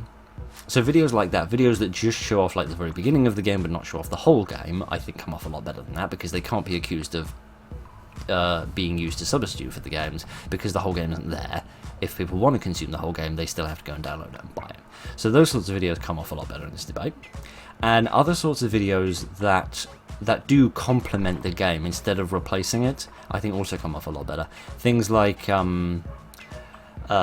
speed runs of a game, or like some videos that I see sometimes. I remember when I was playing Resident Evil 4, when I was doing the DLC with Ada in it, I remember being stuck on the Saddler boss fight, and I was looking up videos of people doing the boss fight in order to see it. And a lot of the ones that I was seeing were things like boss fights that were like taking no damage. So it was like a video of someone doing a boss fight and doing it in such a way where they didn't take any damage from the bad guy, which is unique kind of content to produce. But there's no way that you would watch that instead of playing the game, right? You'd play the game yourself, and then afterwards you'd think, wow, that was a tough boss fight. I'd love to see a really impressive feat of somebody doing that boss fight and not taking any damage. Or I've played this game, I'd like to see somebody speedrun. I'd like to see sort of this feat of skill, if you like, which doesn't replace the game in terms of people actually downloading it and playing it. And these videos tend to be watched after people have played the game, rather than normal gaming videos that just play through the game, which perhaps people watch before or instead of playing the game themselves.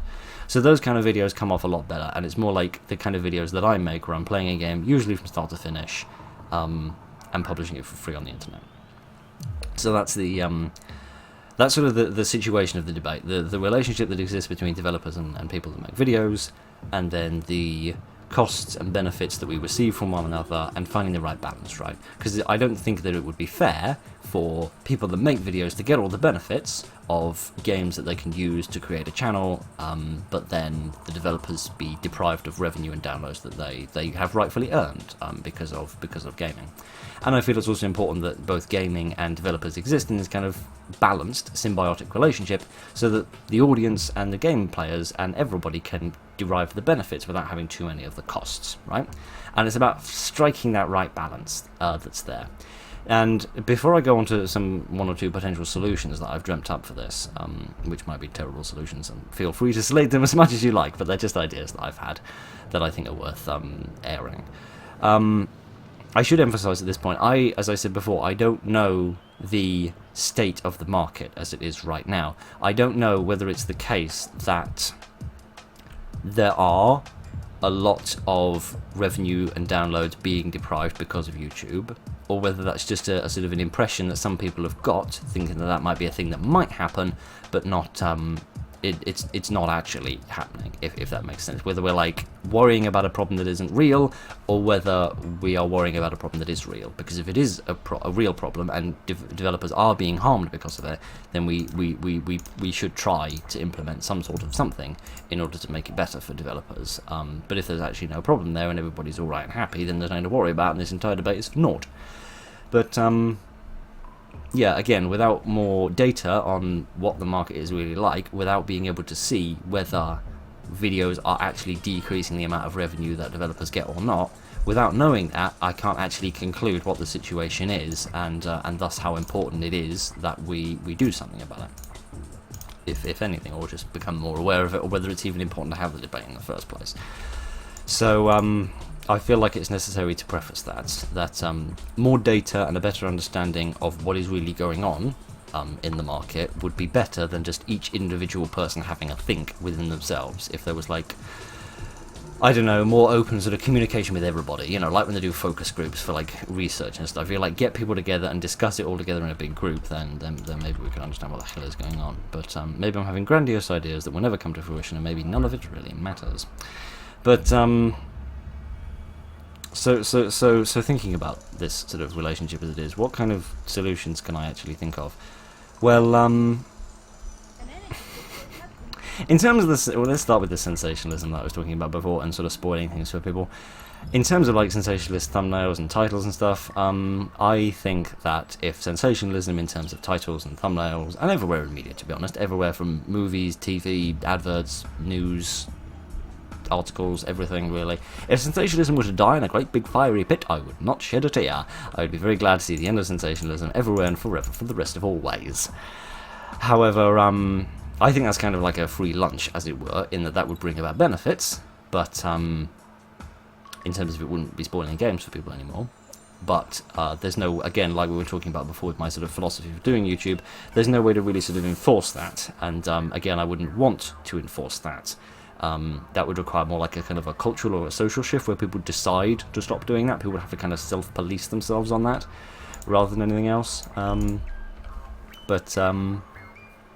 Yeah, I think that would be beneficial, and I think the audience would benefit from that as well. Like what I was talking about before in terms of the audience getting a better experience from the videos and there being sort of less clickbait on the internet. I think that would generally be better for everybody. But anyway, that's the easy bit. Here's the much more difficult bit that I've thought up. So when I was thinking about this, I was reminded of the relationship between music and radio, because you could argue that if a person listens to a song on the radio, which they can do for free most of the time, then there's no need or incentive or necessity for them to go and buy the music. Right? They're not like in the old days when you buy like a vinyl or buy a CD or buy a cassette, or nowadays when you go and buy it on iTunes or whatever. If you listen to a song for free on the radio, then there's no need for you to go and buy it. Obviously, there's a slight distinction here because radio is live, you can only listen to it once, but if you buy it, then you can listen to it whenever you want, but pretend that distinction doesn't exist. Right, just make my terrible rubbish debate easier on me and pretend that distinction doesn't exist. So could it be the fact that radio programs that benefit a lot from the production of music and are totally dependent on the production of music that then play on their radio programs that people then consume on the radio? Does that harm the singers and the songwriters and the musicians who create the music that is then played there? You could argue that it does. You could argue that it doesn't. You know, it has a lot of the same stuff as we were talking about before, like gaining the exposure, building up that brand recognition, all of that stuff. But the distinct difference, of course, is that radio pays a royalty for playing music, right? If you want to play a song on the radio, you can't just get it for free and then play it. You have to pay a royalty, a small fee that you pay to the developer of to the musician, to sort of compensate them for that, right? And that is what I think is missing from YouTube. If there was some form of a royalty system where if I play a game on, if I play Manic Miners and I make videos on Manic Miners, I have to pay a royalty to the developer of Manic Miners in order to compensate them for any losses that they may have made due to the fact that people are consuming Manic Miners via videos rather than consuming it via downloading Manic Miners itself, right? Now again, I'm not saying that this should definitely be implemented. I'm not saying that this is without problems, and I have no idea how you actually would do this in terms of a royalty. Particularly for people like me who aren't in the partnership program and aren't making money directly off the videos. Perhaps, this is just a blue sky thing and I hadn't thought about before, this is just a random idea that's popping into my brain now, but perhaps for people who are in the partnership program for gaming videos, then perhaps if like a percentage of their ad revenue went to the developer of the game that they were playing, but how you would actually link that up with everybody, it would be very difficult to do that. Because of course not all indie developers are on YouTube. If every indie developer had a YouTube channel, then you could somehow sort of like identify like the developer's YouTube channel could have like a list of their games on it, and then if people play those games and make videos on them, then a percentage of the ad revenue from those videos would go back to the channel that's connected with the developer that makes them. I have no idea. That's just a random idea that's popped into my brain in the past 5 seconds. But yeah, I think the idea of that sort of a royalty is perhaps what allows the relationship between radio and music to function quite effectively, and is perhaps why there's some problems with if there are indeed problems with the relationship, supposed problems with the relationship. As I said, I don't know whether they truly exist or not. Between people who play video games and make videos on them, and people that develop video games. I don't know. That's just an idea that I've thought about, and building off that a little bit more, because the royalty works more into the revenue side of things, but looking at the download side for free games a bit more, and sticking with the music and radio analogy, although actually thinking more about music streaming in this specific instance, I was thinking about how music and how games' success is measured, right? So I was talking before about how video games on itch.io, for example, their success tends to be measured in terms of the number of times they're downloaded and the amount of revenue that's generated from them. Downloads being, of course, much more important for free games that don't generate any revenue. So in music, you have like the music charts, right? Which kind of like rank songs, right? And originally, that was based on sales of records and CDs and tapes and stuff, right? In terms of albums and singles. Then, when all the streaming services came along, in terms of like YouTube and Spotify and iTunes and all of that jazz, they then became incorporated into how the success of music was measured. Because chart rankings these days are not purely sales. It's also streams on things like Spotify and YouTube. So if you've got 2 songs, one is being bought a lot, but not being streamed, and the other one's being streamed a lot, but not being bought, in the current system of the charts, these are considered equally successful videos, in the equally successful songs. In the old system, where it was just the sales that mattered, the song that's being bought a lot is successful, and the song that's being streamed a lot is not successful. So measuring the success using both sales and the streaming gives you a better idea of what songs are popular and successful and what songs are less so. And perhaps if there was some way of incorporating that into how the success of a game is measured, perhaps that could be useful as well. So you could say, here's a game that's been played 10,000 times, and here's a game that's been played 5,000 times. You might think, oh, the one with 10,000 plays, that's more successful. But what if the 5,000 one has had more videos made on it, and lots of people are consuming those videos and enjoying the game through the video? That is a very good indicator that the game is a good game, right? Because it was good enough that people made videos on it, and it was also good enough that the people who watched those videos really enjoyed those videos. So perhaps those should be a component in the measurement of the success of a game. Again, I have no idea how you would implement this, because there's no there's no real effective way of measuring the number of videos that are made on a game, and there's no real effective way of measuring how much people enjoyed the videos that they then watched on them, because I was speaking before about how views are not a good indicator of how much people enjoyed it. It might be that people clicked on the game and then they didn't like it, in which case you wouldn't want that to be contributing to the success of a game, because it wouldn't actually imply that people were enjoying it. Assuming holding constant the quality of the video, of course.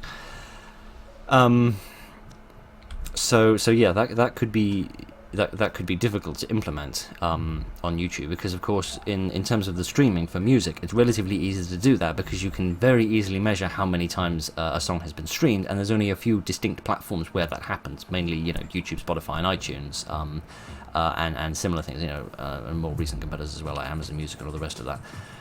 That have come along. So you've only got like a few places to look, and there's like one specific statistic they're looking for. You can gather that all up, and then you can use that to construct the music charts, you see.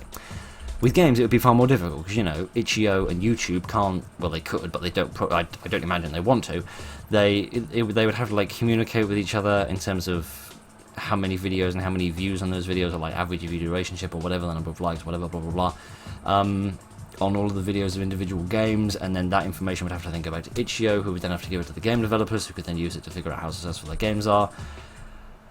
I think the problem with this solution is that it would work nicely. It would just require so much effort from everybody that it would probably massively outweigh any gains that would be made from it. So it might not be A, very feasible, or B, very worthwhile implementing. But again, it's just ideas and thoughts that I have had that I think are interesting or worthy of thinking about, because I think this relationship is very important for. Mostly it's really important for us as people who make videos, but it's also really important, to a lesser extent I think it's important for the developers who gain benefits in terms of QA and exposure and brand and blah blah blah blah blah that they derive from videos being produced on their games. So because of the importance of that relationship, I think it's really important that we get the balance right, and that everyone gets like a fair share of the pie, if you like, if we're like sharing out the benefits between different interested parties. So that's the reason why I bring it up in this video, and the reason that I've discussed it, the reason that I've suggested some different solutions and talked about it in such detail, because I appreciate I've taken half an hour to talk about this. I'm just doing that because I think it's an important relationship, and I think it's worth getting it right. Because it's not like it's not like video game piracy, where there was an obvious solution of just try to stamp out the piracy, try to prevent piracy. The solution here isn't prevent people making videos, it's fine-tune the relationship so that the videos complement the games instead of substituting them to a large degree, and make sure that both the developers of the games and the people that make the videos can benefit from both the games being produced and the videos being produced in a fair way. And I hope that comes across. So that's my debate. That's all. Is that everything I wanted to say? I apologise if I'm looking away. I'm looking at my laptop because, as I said, I couldn't write all of my 2,000 words down in my notepad, so I had to. I have to get this up on my laptop. Okay then, that's enough of the debate, I think. I hope that was vaguely interesting or useful. So now it's time for me to tell you a lovely story about me being really, really, really stupid. And this will lead us into our third section, which is about next year. So, this is a story about me attempting to get a game running for the sake of doing a series on it.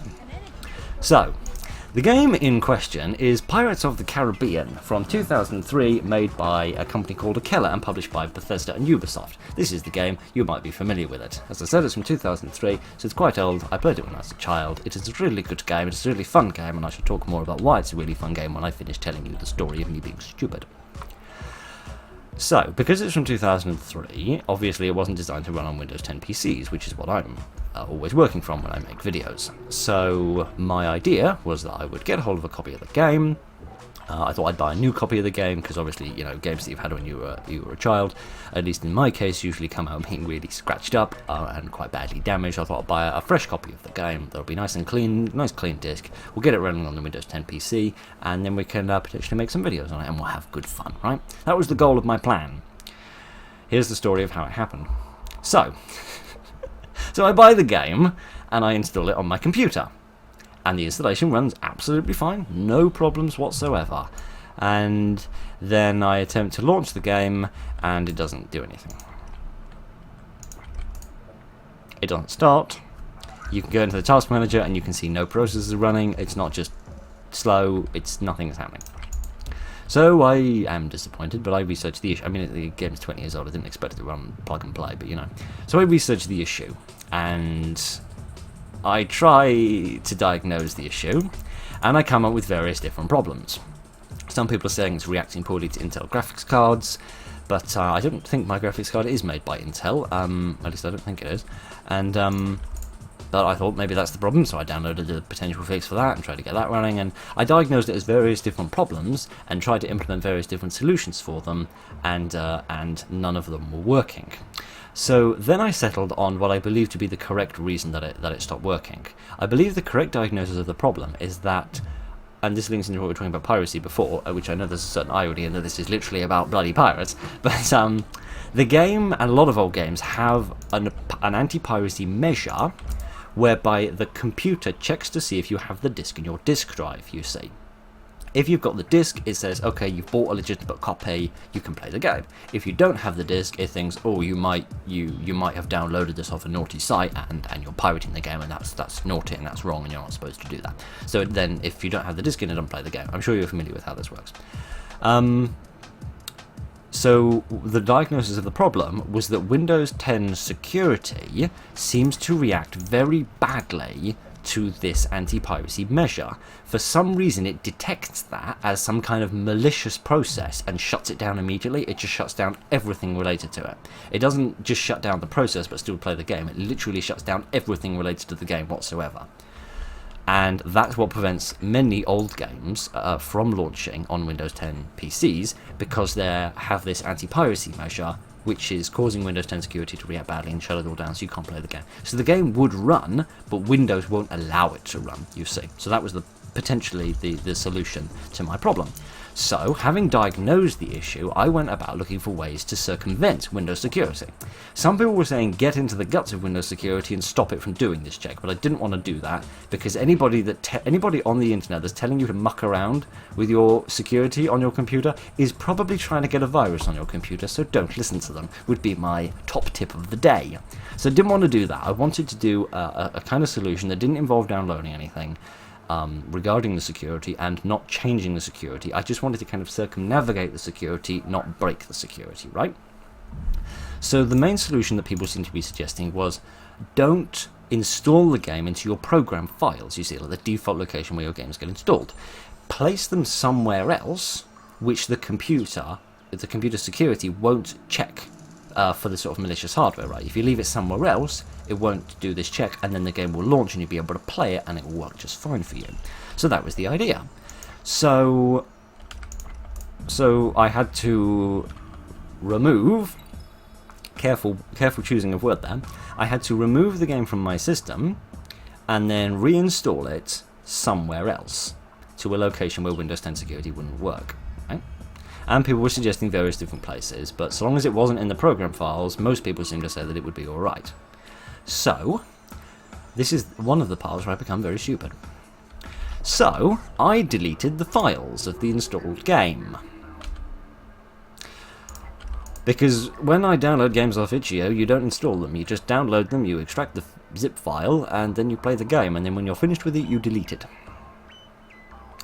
So, because I do a lot of itch.io games, a hell of a lot of itch.io games, I completely forgot that you're meant to uninstall games that you have just installed. So I deleted the files instead of uninstalling them. Which was very stupid of me. Because then when I tried to reinstall the game, when I got about halfway through the installation process, I would get an error that would prevent the installation process from continuing, and it would refuse to install the game anymore, you see. So now I didn't have the game on my computer, because I deleted the files, and I couldn't reinstall the game because it was refusing to do it.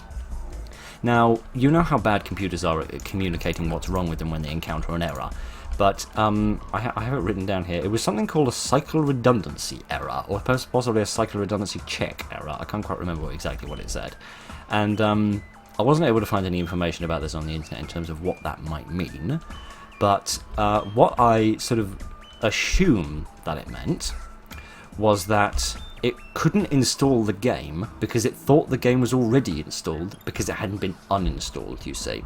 The files had just been deleted, but some like trace elements of the files perhaps still existed on the computer, and the installer was saying, we can't install this game, it's already been installed, you see, even though the files have been deleted in the sort of the half-assed way that files do get deleted on computers when you delete them.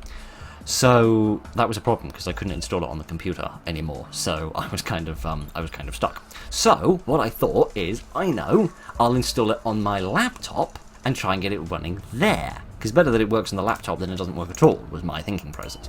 So I installed the game on my laptop,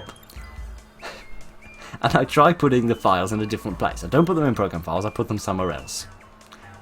And it doesn't work. It doesn't circumnavigate Windows security, and Windows security still shuts the game down before it begins, which wasn't grand. So I thought I'd put them in a different place. So I did something clever, and then I did something else stupid. The clever thing I did was I copied the installed file, and I made a clean copy of them on a USB drive, right? Then I did something really else stupid, and I deleted the files again.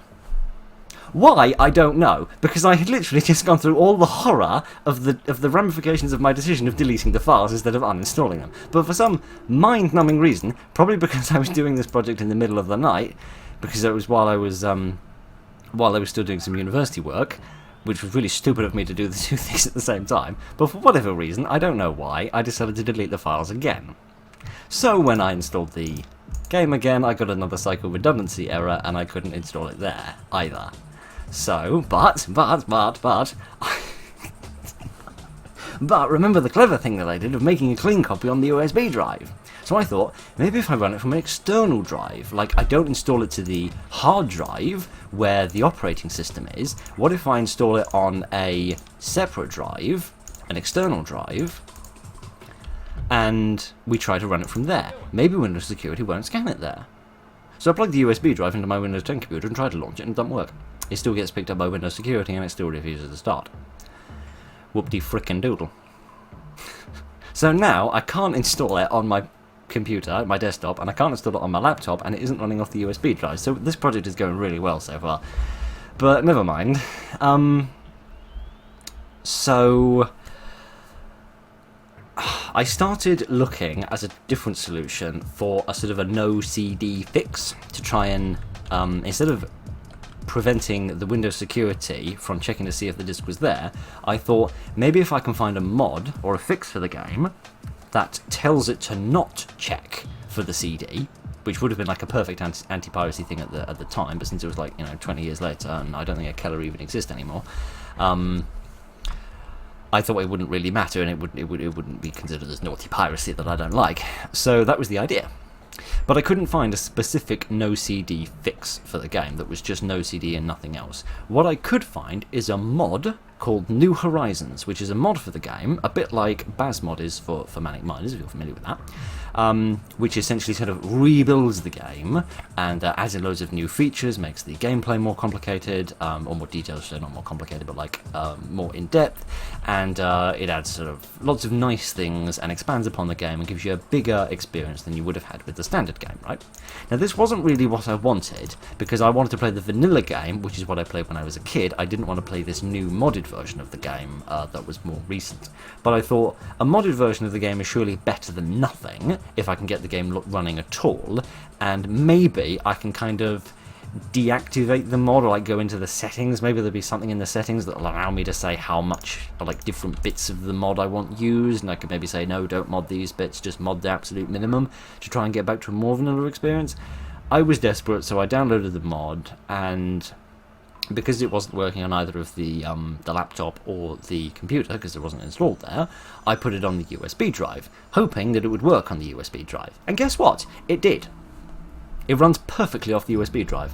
The modded version of the game runs absolutely perfectly off my USB drive, because the modded files are there, and the game files are there, and it all runs, and it's all lovely, and it's all perfect.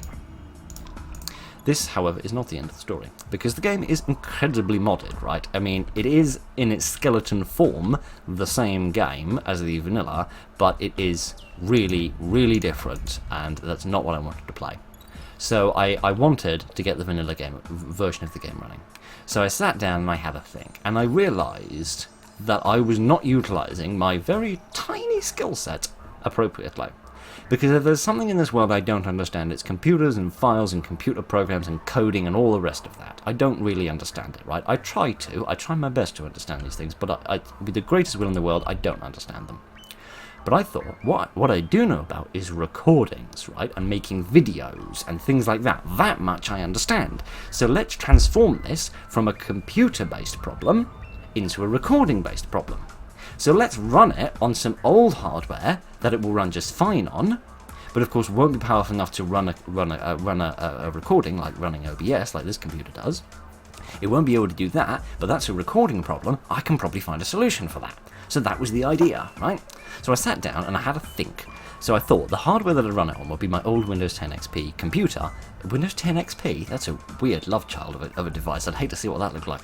No, on my old Windows XP device that I actually used to play the game on when I was a kid. I thought I could get it out of storage and fire it up and see if I could reinstall the game onto it, or if it was left on there from before, just get the game running and see if we could get that running.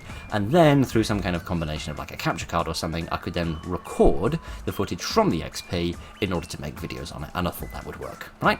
So I go online and I buy a capture card. Here's my capture card. Now, XP computers run VGA output. They don't run HDMI, because of course HDMI is far younger. So I needed a VGA to HDMI adapter cable, which is this. This is actually a nice one, because it does audio as well, because VGA didn't carry audio, but that has a 3.5mm jack on it, which you plug into the headphone spot of an XP computer, which then combines the audio and the visuals into the same HDMI cable, which means you don't need separate speakers, which is lovely. And brilliant for a capture card as well, because if the audio doesn't go into the HDMI cable, so basically you have an HDMI cable that comes out of the computer, which then gets plugged into the capture card, which then doubles it up and then sends it one to the computer to record it, and then two to the screen to display it to you see. Now, you can't plug, like, the speakers into the capture card, you can only plug the HDMI into it in terms of an input. So I needed one that had an audio 3.5mm jack on it in order to take the audio and the visuals, combine them into a single HDMI cable, so everything could go into the capture card and everything could be recorded. Otherwise the sound wouldn't get recorded, right? So, there's my VGA adapter, there's my capture card, this will all work with the computer. What went wrong? What went wrong is that I came home, I went to the storage room, and I realised I didn't have the computer anymore because it had been thrown away years ago. Talk about buying the cart before the horse. I told you this was a story about me being stupid. So, I then go onto eBay and I start fishing around for an old Windows XP computer. So, I find one. Being sold by a nice person who says that it's basically modern, semi-modern hardware running the old XP software, and it's got relatively powerful parts. So it's not super powerful, because obviously the year didn't need massively powerful parts, but powerful enough parts for retro gaming, right? So the point of it is to have retro gaming running on the computer. So I thought, fantastic, this sounds like just what I want.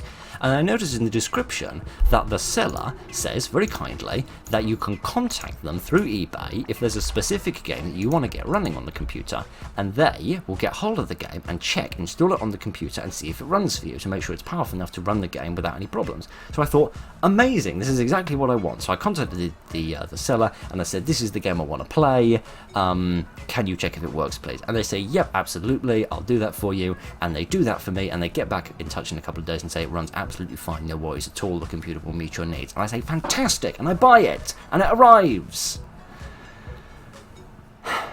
This is about where it gets back to me being stupid. So the computer turns up, and I have a look at the back of the computer, and I realise it doesn't have a VGA, because it's got a modern motherboard in it. It has a display port, which is much like HDMI. If you're not familiar with it, it's much like HDMI, but it's slightly more modern. Which means that the 18 quid I spent on this was completely pointless, because it has a display port on it, which means I can already plug in one of my own normal screen cables, which does carry the audio and the visuals, and it then turns that into HDMI, because it's a display port to HDMI, which then goes into the capture card, so it was totally unnecessary for me to buy the adapter. But never mind, I had everything I needed now, so I fired up the computer, and it was perfectly alright. So I got the game disc out and I plugged in my little USB disk drive, and I started installing the game. And we got to 52% of the way through the installation process and got another cycle redundancy error check thing. At which point I banged my head on the desk and I felt very cross. Now, I thought to myself, the person selling this computer told me that it installed fine and it played fine. So it can't be that there's something wrong with the computer, right? It must be that there's something wrong with the game or with the disc, right? So my solution was to buy another copy of the disc, right? Gladly, the game is not very expensive, right? The first copy cost me about £3.50, the second copy cost me about £8. So it was not expensive to buy. It wasn't a huge waste of money or anything. But it did delay the project by another few weeks, because obviously buying old games off eBay and stuff, you don't, it's not like Amazon Prime next day delivery, 5 minutes later somebody chucked it through your window sort of delivery process. It took a few more days to turn up, so that was a bit of a shame. But never mind. In the meantime, while I'm waiting for the second game to turn up, I decided to test the capture card after installing some other games on it. So I installed Lego Racers 2 on it, which I have here for sake of presentational purposes. Here is a copy of Lego Racers 2. Very good game, very enjoyable game, another game from my childhood, love it to death, and it installed just fine, and it runs relatively well, occasional frame rate issues, but generally it's quite well, runs quite well, and I used that to test the capture card to make sure that the capture card would all work and stuff, because if the capture card wasn't going to work, then, that would really be getting the cart before the horse. So, I plug everything in, a lot of different cables to go around, so it took a while to get all the plugs into the right ports, but anyway, I get it into OBS, and conveniently the capture card comes with some instructions which tell you how to set it up within OBS to make sure that it captures everything and it captures the audio as well, and everything's all good. So I'm fiddling around with the settings, getting it set up, and it suddenly starts screaming at me. What I presume is some form of feedback begins to play in OBS, and this demonic screaming noise begins to get louder and louder and a higher pitch on OBS.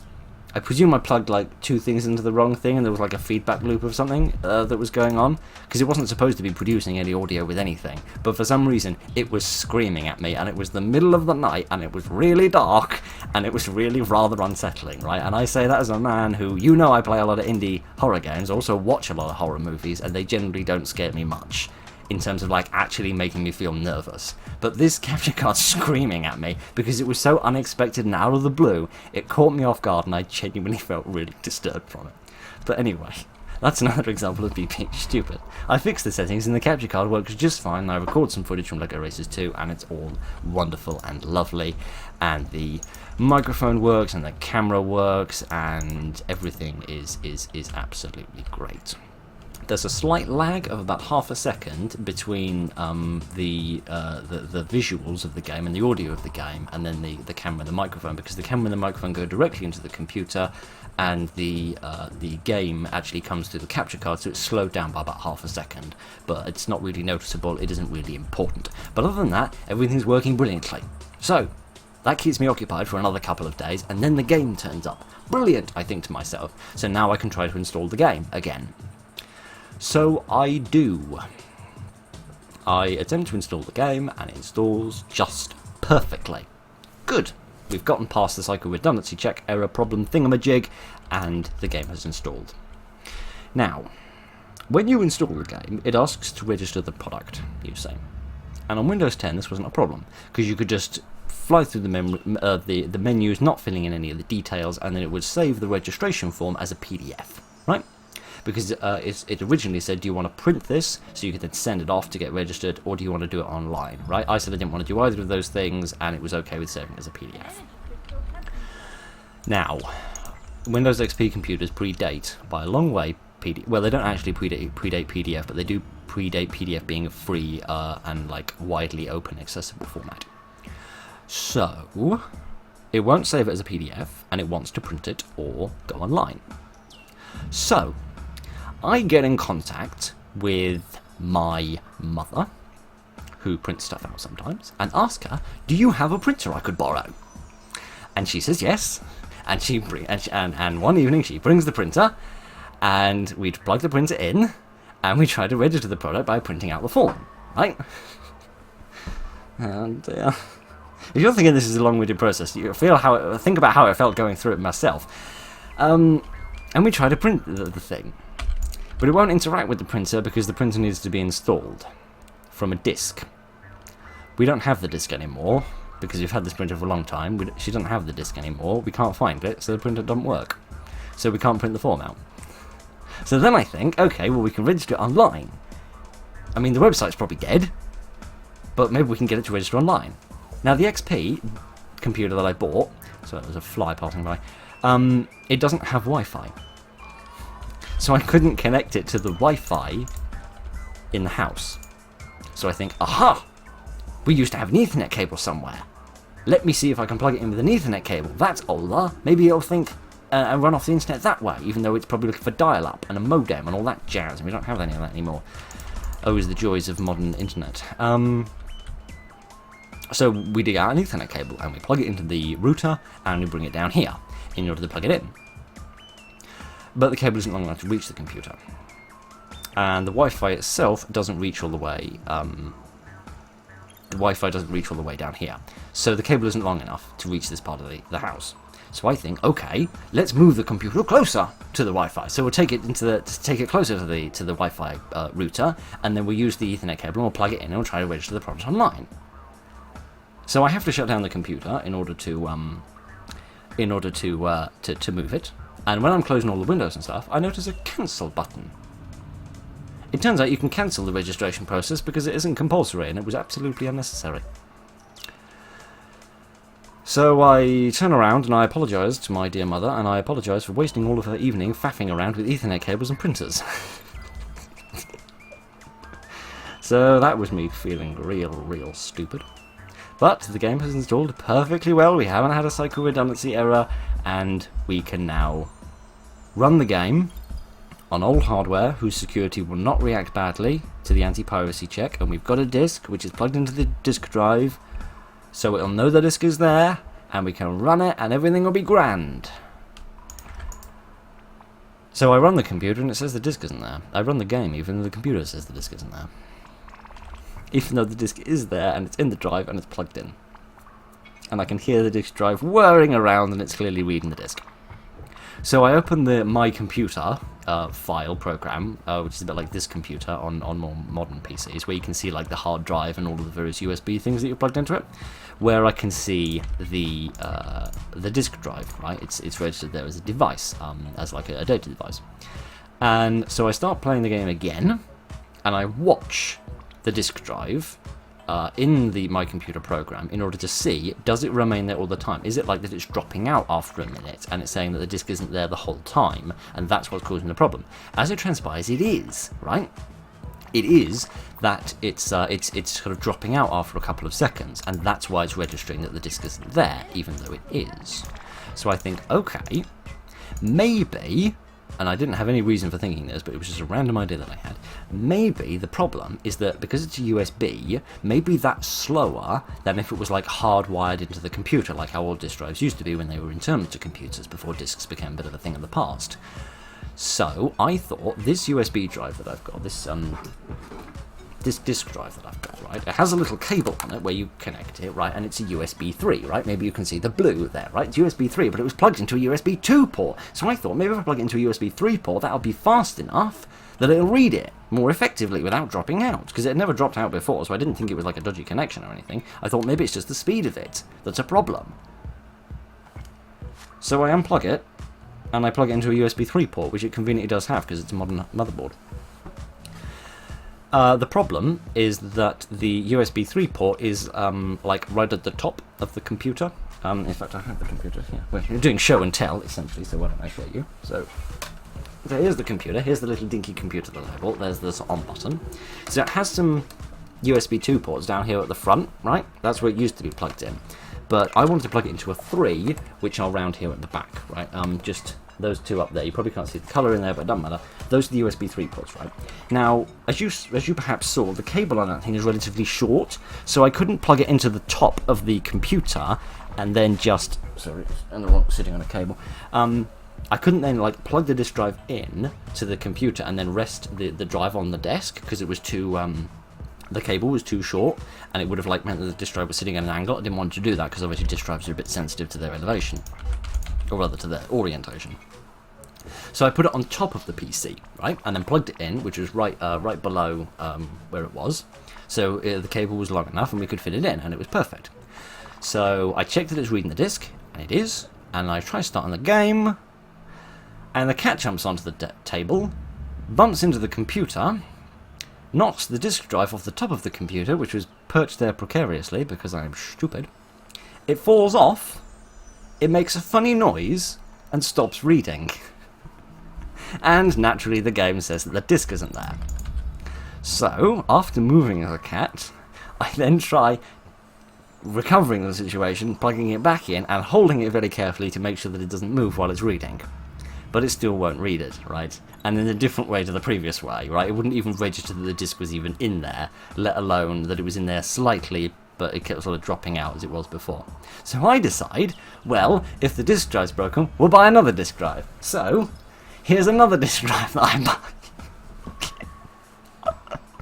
I tot all this up at the end, and you can see precisely what this cost me. So I buy another disk drive, and I plug it in, very carefully, into the right port. And I put the disc in, and I start the game up, and hallelujah, what do you know, the game loads, and it gets onto the main menu, and I did a little jump for joy. I was so happy, and I fiddled around in the settings like I always do at the start of a game, and it was all fine, and the music was playing, and it was all nostalgic and back into my brain, remembering the old menu.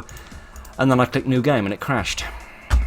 Because this brings us right back to the very beginning with what I was saying about Intel graphics cards. The game doesn't run with Intel graphics cards, and the computer has an Intel graphics card. But, due to my earlier research, I found a fix for Intel graphics cards, so I download that on my desktop, and then I transfer it via the USB port, which still has that modded version of the game running on it. I transfer that to the XP, I move it from the USB drive onto the XP computer, and I install it in the right place, and the game runs perfectly. It has a slightly balked water texture, but other than that, the game runs perfectly. And here is some footage of me playing the game.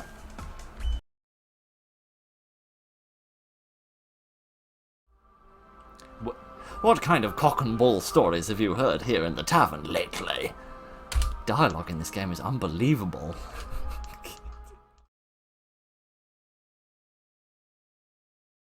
Such unbearable weather, and I've got to stand here. You might not believe me, but my only pastime is fighting the flies that try to land on my face. Oh dear. Mad dogs and Englishmen go out in the midday sun, and all that jazz. Begs the question why I was out there earlier.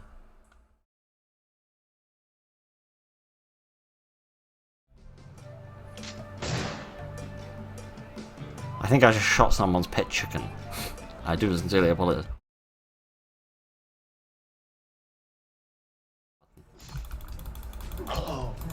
I have been killed by a skeleton man in pants. And then they decided to sit there and have a bit of a cry.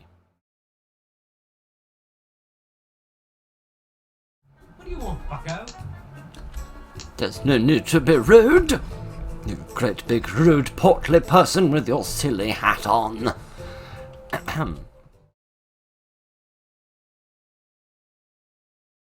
If you will give me 20 coins, I will tell everyone how kind you are. Don't be concerned that I'm poor. I have many friends, and they'll always be glad to see you. Alright. Your reputation has increased to bloke! I'm a bloke! Good, I can sew my penis back on. Brilliant! I was getting a bit bored of being a woman. Right then, that's excellent. I'm ever so glad that that has occurred. And so, after 6 weeks and £115 on various different computers, adapters, capture cards, discs, and drives, and all the rest of it, the game runs perfectly. And because of that, I can do a series on it. Now, I have decided to title this story. I've decided to give this story a little title, right? And I'm going to title it from a quote by the comedian Dara O'Brien, who said in one of his stand-up shows, "Nostalgia is heroin for old people." And I think that is the best way of describing the situation that I was in, because if I wasn't chemically addicted to playing on video games, there's no way under the sun I would have gone through 6 weeks, £115 and about 6 headaches to get the game running. So that's the title of my little story about me being incredibly stupid. If you'd like my moral of the story, it would be, if you're fiddling around with technology, do it in a room where the cat isn't. Check for cancel buttons if you have to do processes that you don't want to do. Well,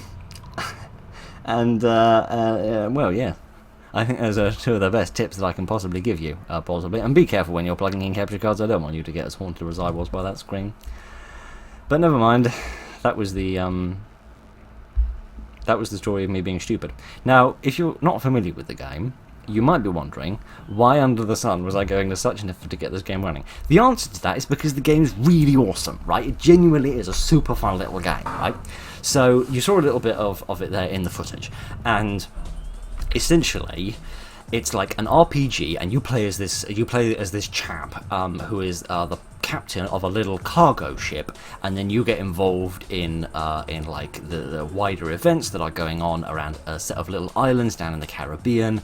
And there's a main quest line, and there's little side quests that you can do, and you have a ship, and you can sail your ship between the different islands, and you can be like a merchant and just like move cargo around and try to earn money, or you can become like an adventurer and go on quests and forge alliances with different islands and different nations or different empires more specifically that are in charge of the different islands, and you can like wage war on other ones. And there's ships that you can encounter while you're sailing between the islands. You get involved in ship battles, and there's pirates that are allies with nobody, and then there's different ships that are either on your side or not on your side, depending on what sort of different alliances that you've developed with different nations around the place. And then there's like sword and pistol combat on the land. We have like a little a sword, and you have a pistol as well, and you fight people, and you get in little duels and things. And there's like dungeons that you explore, and there's like treasure in them if you defeat all the monsters in them. And in the ship battles, you can board other people's ships, right? You can like throw grappling hooks over the side of your ship and then board their ship, and then you can fight with the crew. And if you defeat their crew, you can steal all their cargo and sink their ship.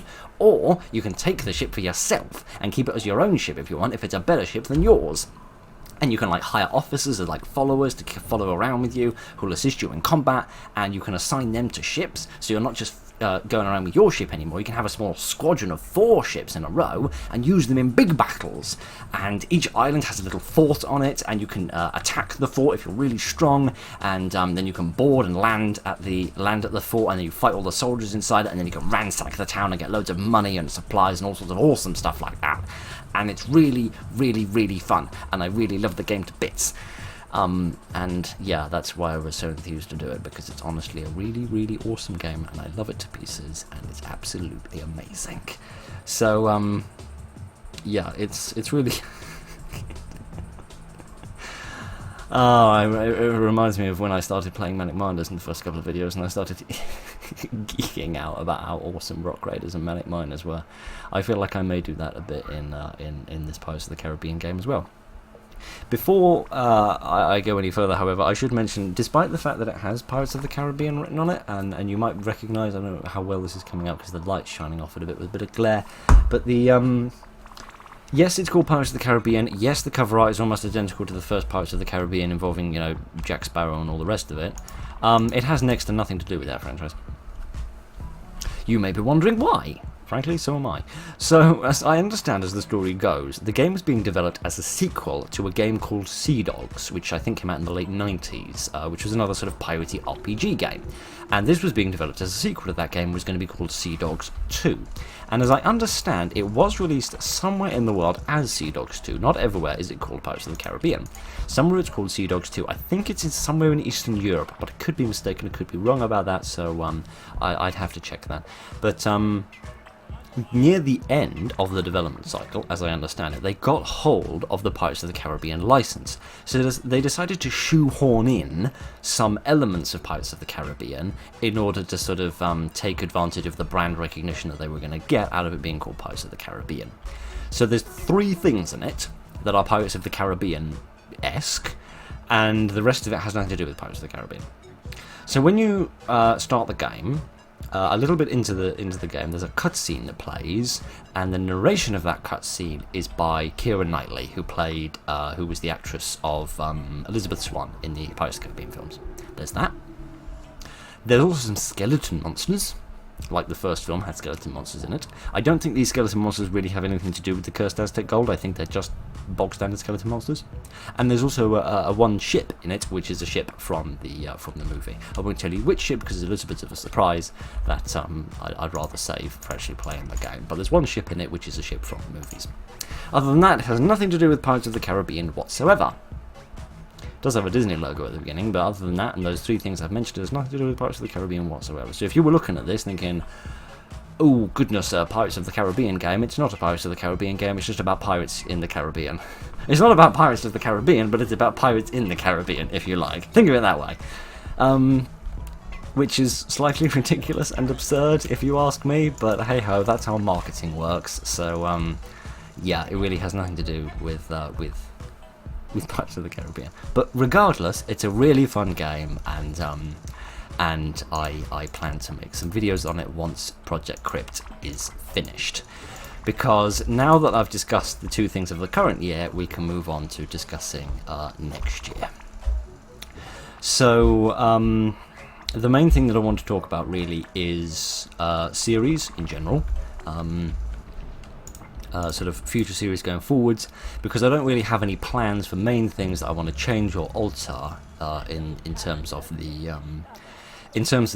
channel going forward into the next year. I'm quite content with where the channel is. I'm quite happy with the way things are on the channel, which is nice because there's been a few points, not much over the past year, but certainly before, sort of like 2 years ago or so, especially just before we found Manic Miners and started playing it, which I think we did in sort of January of 21. There have been certain times that I felt rather disenfranchised with the channel and sort of and as if I didn't really want to continue with it, but I don't feel that way in the slightest at the moment. I feel really pleased with where the channel is. I really like what's going on the channel. I'm really proud of what we've accomplished together and the community that's sort of developed around the channel. So there isn't all that much that I want to focus on in terms of changing over the next year beyond just trying to improve the quality of things, trying to make videos as good as I can, and try to find really good fun games to play to share with you, so that we all have a rare old bully time, essentially. So mainly I'm just going to talk about sort of ideas I have for future series that I plan to do over the next sort of year or two, some sort of slight change to my mentality for sort of the games that I'll pick for series, and one or two other little things. So, just harkening back to what I was talking about regarding the cat tapestry location that I was talking about a long time ago now, I mentioned that I won't be going back there, and I won't be, because that was where I was when I was at university, and I've now finished my university education, and I won't be going back. Well, I say I finished it now. I've finished all the taught part in terms of lectures and exams and stuff. I've still got a dissertation to write, but that's a remote bit, so that doesn't matter really. So well, it matters in terms of itself, but it doesn't matter in terms of the channel, because I don't have to ever be back up there for that dissertation. So we won't be returning to that location. So from now on, videos will always be made here, at least until I eventually, probably one day, move away, perhaps move house to somewhere else, perhaps. So yeah, I have no plans within the foreseeable future to move away from here, so that's all nice and lovely. You might still occasionally, within the future of the series, within the future of the channel rather, still occasionally see videos published after this one that are filmed there. I don't think, just looking at the schedule again, I don't think there's any full videos that I've recorded there that are going to go out, but there might be the occasional half of a shotgun which has been recorded up there, and then I've later found a partner here, and then it's been put out a bit later. So occasionally you might see that location in a shotgun hither and thither, but not very often, and hopefully well, not often, because as I said before, the audio quality there was not very high, so I am glad to put all of that behind us, and we can record videos here where I'm more focused, I'm more at ease, and I'm less busy, and well, for the time being anyway. We'll see what happens in the winter, but That's something I'm not talking about for the sake of not jinxing it. I shan't discuss that. But obviously, you know, videos are just higher quality here, so I shan't be returning to that location. So that's that. And also, as I was saying, now that my university stuff is over, I'm no longer going to be doing these recordings where it's like big batches at one period in time and little ebbs and flows later, because what that meant was there were often videos coming out much later than they were recorded, like a huge, ridiculous lag between the game being recorded and actually being published, you see. Because, as I said, a lot of the games of the last year were recorded, or a large proportion of them, rather, were recorded in the summer after I did the last annual Talkin video. And there's one specific video that I want to point out. It was a video on a game called Darkwood. It was a nice little sort of top-down sort of horror game, quite nice. When did this video come out? This video came out in May of this year. I believe, unless I'm highly mistaken, it was recorded in August of last year, which is like a 9-month difference without me doing the mental arithmetic in my head. Which is an absolutely ridiculous and absurd lag to have between the recording of a video and the publishing of a video. But that was necessary so that I could record videos during the holidays, so that I could then have videos to publish during the term time, when I didn't have so much time to record and I didn't want to record because we were in a lower quality location.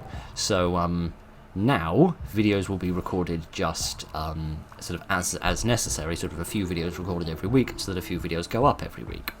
So there won't be those huge sort of lags there. I will maintain a sort of a lag of about a month between recording videos and putting videos out. Not in the case of series, obviously, which will still be recorded a couple of days beforehand. But in terms of like normal videos, sort of standalones and shotguns and midweeks and that kind of stuff, I generally like to keep those about a month ahead of when they're actually going to be published, for the sake of variety on the channel. So I do like to keep a lot of variety in the channel as much as possible. So, for example, you might notice with midweeks videos, I try to sort of alternate between sort of legitimate horror ones and more sort of like silly novelty games, and also sort of longer midweek videos that are like 12 minutes long and shorter midweek videos which are like 5 minutes long. And also within the weekend videos, I also try to alternate a bit there in terms of sometimes having like legitimate horror games, sometimes having sort of silly games, and also having like a shotgun every other week and stuff like that.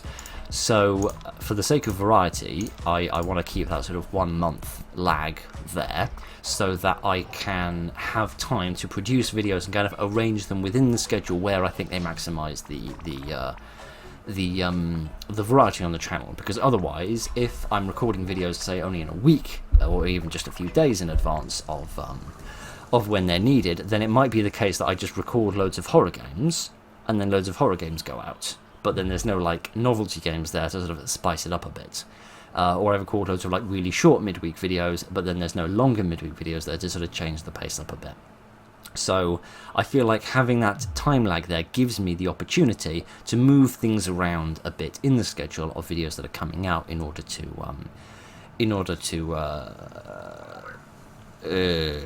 improve. Right, is what I'm trying to say. Sorry, I'm eventually running out of words, and it's really hot in here because it's the middle of June.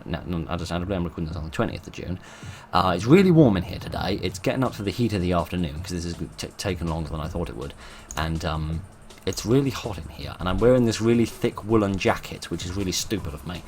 I should have worn something a bit lighter, but I do like to be snazzily dressed for these videos for some bizarre reason.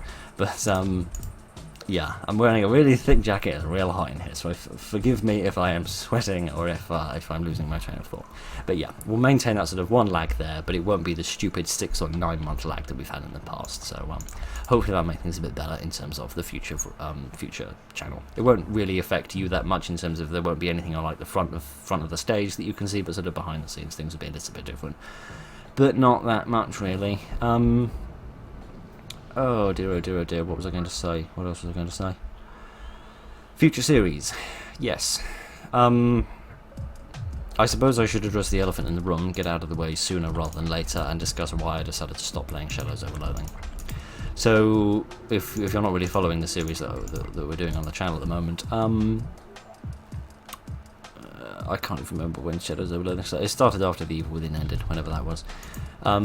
I started playing Shadows over Loathing, and we did about 10 episodes on it over the course of about 11 weeks due to a short break due to a throat infection, and a couple of weeks ago I decided to stop playing Shadows over Loathing and put out those videos on Project Crypt, which were recorded last Christmas, I think. Just between like Christmas and New Year's of 22, I think, was when those were recorded. So I said I would explain in more detail why I stopped playing Shadows of Loathing, and I think it's important that I do, both for the sake of having respect for the game and for you getting the appropriate information you deserve.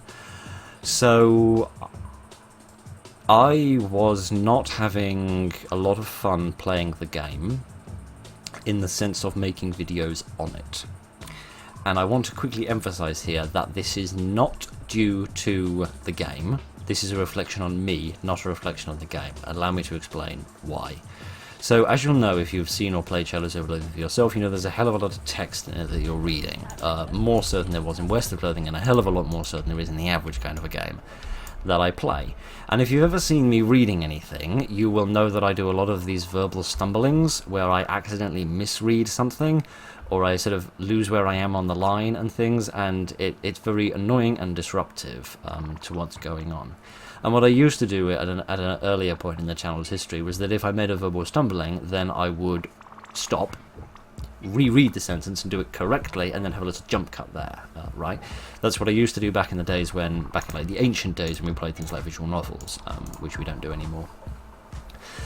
And that was the old solution, but I am really averse to having loads and loads of jump cuts in a game. I've probably mentioned this before. I don't like highly edited videos that have loads and loads of jump cuts everywhere. I really don't like that. I much prefer the more laid-back, simple editing style like this, where it's just me and you and the game, and minimal editing wherever possible. When it comes to editing, I always think that less is more. So I decided when I began playing Shadows of Loathing that I would not do this jump cutty thing. If I had verbal stumblings, I would just try to minimize the number of verbal stumblings that I did. But the amount of text that is in the game that I have to read is not... I am not physically capable of getting through that without doing these verbal stumblings, right? Which is really weird, right, that I have this problem.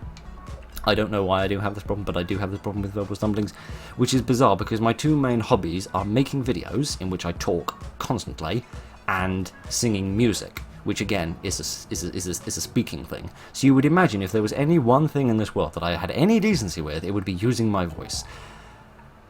But I'll leave it to my critics to decide whether or not I do have any abilities there. But what I certainly don't have abilities in there is reading, possibly because videos and singing don't involve. Because like reading is just saying like the thoughts in my mind. I'm not reading stuff off a background. And in the case of singing, it's just repeating rehearsed lines. So perhaps maybe that's what. Maybe it's because I don't read enough. But that's the thing. When I read a book and I'm just reading it in my head to myself rather than reading it out loud, I don't have verbal stumblings. I can read in my head just fine. It's when I'm reading out loud that's when the problem comes in. So on the one hand, it was annoying me in editing, seeing all these verbal stumblings, like dragging down the game because I felt like I wasn't representing the game properly because I was fumbling my way through it. And it was frustrating for me because I would notice it while I was recording. I'd see that I'd just made a verbal stumbling and I'd be frustrated and annoyed by it. And it would be like this little thing that would sort of nag at me as I was playing the game. And it would be frustrating as I was going through, and it was making it difficult for me to sort of play the game and enjoy the game. Because as I was going through, I was getting frustrated by myself. Not by the game, I was getting frustrated by myself due to all these little stumblings. And it was really starting to frustrate me, and it meant that I didn't look forward to playing the game anymore. I kind of dreaded doing it for a while, like the last 3 episodes or something. I actually started to really not want to record the game because I thought I'm not going to do this game justice. It's not going to be fun. It's just going to be me falling over myself all day, and no one's going to have any fun with this. So I made the decision that the series of Shadows of Loathing had to stop, and it has. And I now am faced with the question of whether or not to bring it back eventually. Obviously the game isn't going to change in terms of the amount of text that's in it. So the question is can I change? Can I get better at reading in order to not perform these verbal stumblings so much? And I am going to try and practice that for your sake. I am going to try and practice that by actually reading books out loud. So when I'm sitting on the sofa and reading a book, I'm actually going to read the book out loud, right? Just so that I can practice a lot reading text and reading it properly and not stumbling over myself as I do it. Then, if I can get to a point where I can play Shadows over Loathing without too many verbal stumblings, then I can play the game, and I can enjoy the game, and we can all have fun with it, and we can bring it back, and then that'll be grand, right? But until I can cure this problem I have, I don't want to carry on doing it, right? Because I don't feel it's fair on you, and I don't feel it's fair on the game. It isn't fair on the game to be represented so poorly by somebody that can't communicate the game's text properly, and it isn't fair on you to have to sit there and listen to somebody get his tongue tied and not every time he tries to read a sentence. Sorry, you can probably tell that I'm still frustrated. I'm frustrated by this because it's my fault, right? When I play a game and the game's crap and I don't like the game and it just ends up in outtakes, I do get frustrated a little bit in the sense that I've wasted my time, but I don't get frustrated too much because I think it's just, it's not my fault, it's the game's fault, right? Because this game has been, it's full of bugs, or the jump scares are terrible, or it's poorly designed, or it doesn't run, or whatever. I can get frustrated by a game, but I don't get frustrated at myself, right? And when I get frustrated by the occasional indie game, that doesn't drive me away from making other recordings, right? It just leaves me there thinking, oh gee, I wish I hadn't played that game, wish I'd played something else. It doesn't make me think, wow, I'm terrible at making videos, right? And how poorly I was making videos on Shadows over Loathing was starting to make me feel that way, and that was not a nice way to feel, and I didn't want to carry on that way. So I made the decision to stop, and I did. So I will attempt to practice my very best, and I will try to sort out this problem that I have, and if I can sort it out, I will then come back to Shadows over Loathing at a later date, and we will carry on with the series, because I don't like having unfinished series on the channel. I hated, when I was watching gaming on YouTube, I hated unfinished series, they always drove me mad. So I don't like leaving loose ends on the channel, as the very first Daniel Talking video will show, when I finally finished a game that I'd attempted to play the previous year, and never completed. I don't like loose ends, because this isn't relevant to anything, but I'm bearing my soul on my sleeve here, so I might as well tell you this as well. I used to have a problem in my life with staying committed to projects and seeing things through. I used to write a lot. I used to write stories and fictions an awful lot when I was younger. And I'd start writing them, I'd get really enthused by it, I'd have a great idea, I'd start writing it, and I'd write a few pages, and then I'd get distracted by something, I'd lose interest in it, I'd never come back to it, and I'd never bring the idea to fruition. And I absolutely hated that about myself. I hated that I would constantly start doing things and never finish them, even little things, like starting to read a book and not finishing the book. It used to get on my skin and get under my skin and get on my nerves that this was a trait that I had. This was a habit that I portrayed, and actually both YouTube and university have really been useful for me, because YouTube and university have been two projects that I've had a responsibility to keep going, because with the writing of a story, there's nobody to drive me on to do that but me. But at university, if I start working on a project and I don't finish the project, then I fail the module, and then I get shouted at. By myself, more than anyone else.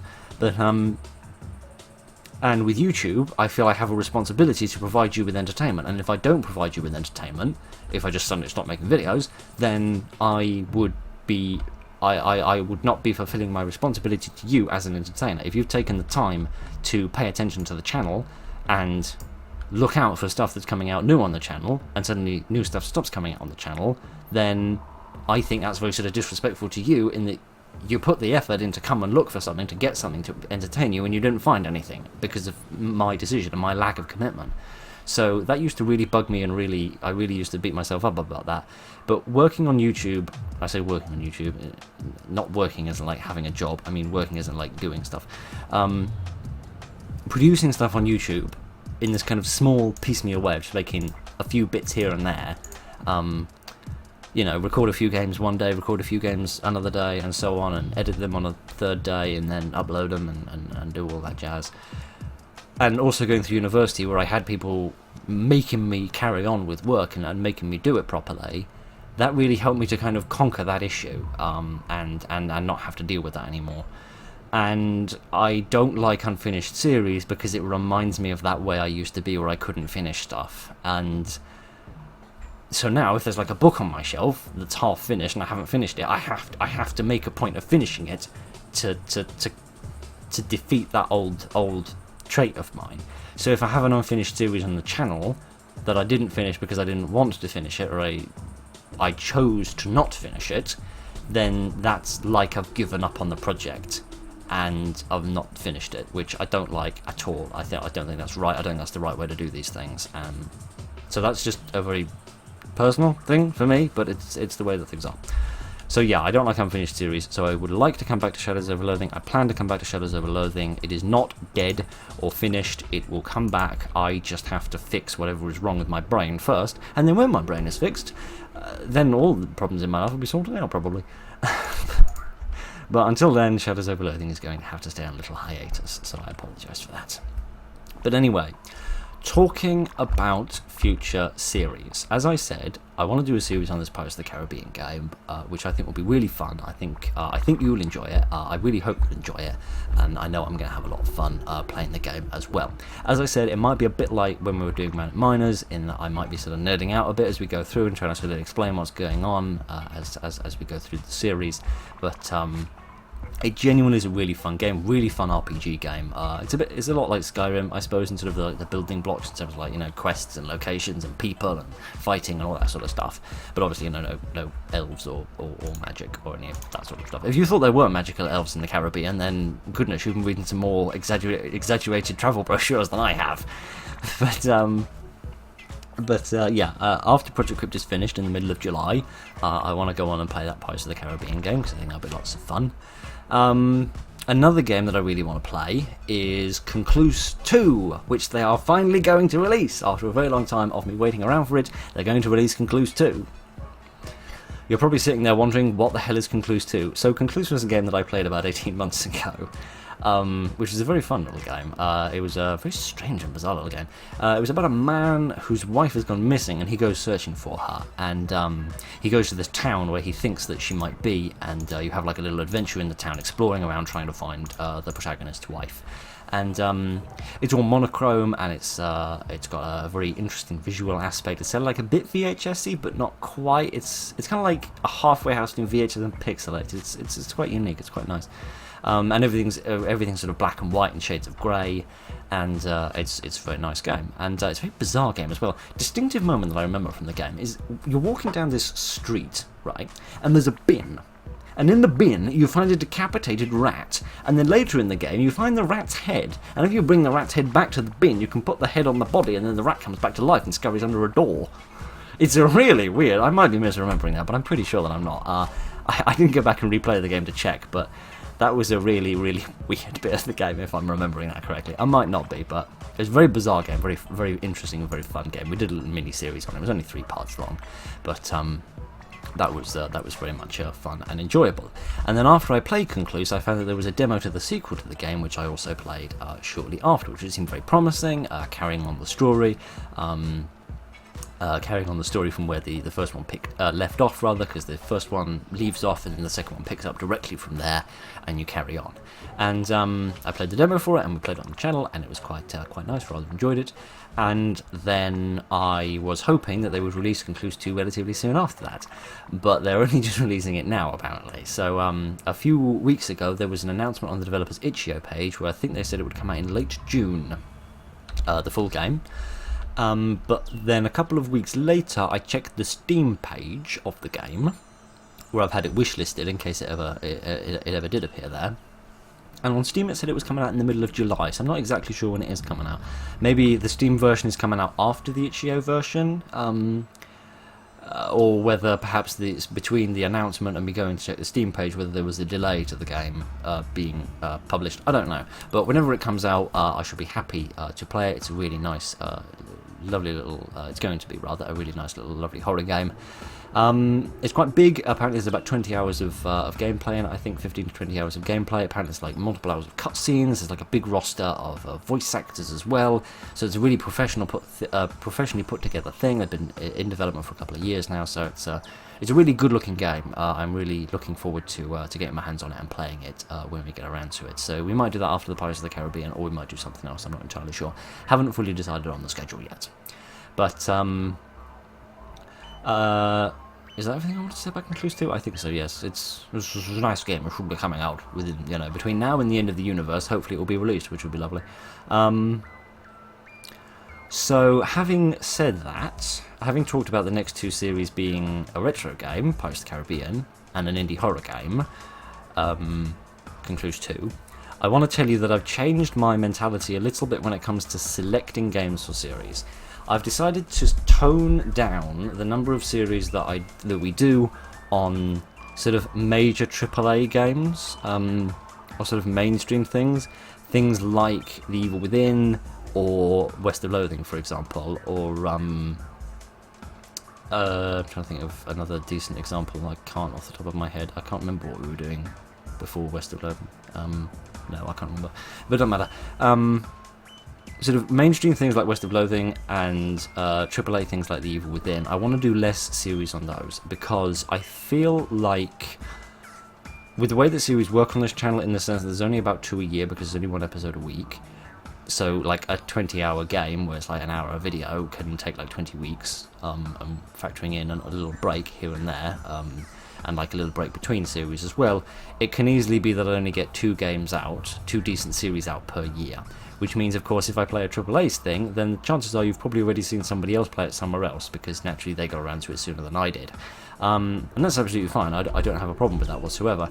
But I feel like if I'm going to give you a series, and I have to pick between either a sort of an indie or a retro thing that you maybe haven't seen before, or haven't seen in a long time, or a AAA thing that you've maybe seen from somebody else, I feel like I'm offering you more value in entertainment if I give you something you haven't seen before, like retro game like Rock Raiders, or an indie thing like Concluse, or this. So I feel like it's better for me and for the channel, and for you most importantly, because at the end of the day, you, the audience, are the only reason that all of this exists, and the only reason that all of this carries on is for your benefit. So for the future, I'm going to try to pick more retro games like Rock Raiders and Manic Miners more specifically, and although Manic Miners technically isn't retro, it's kind of in between. It depends how you define these things. Doesn't matter.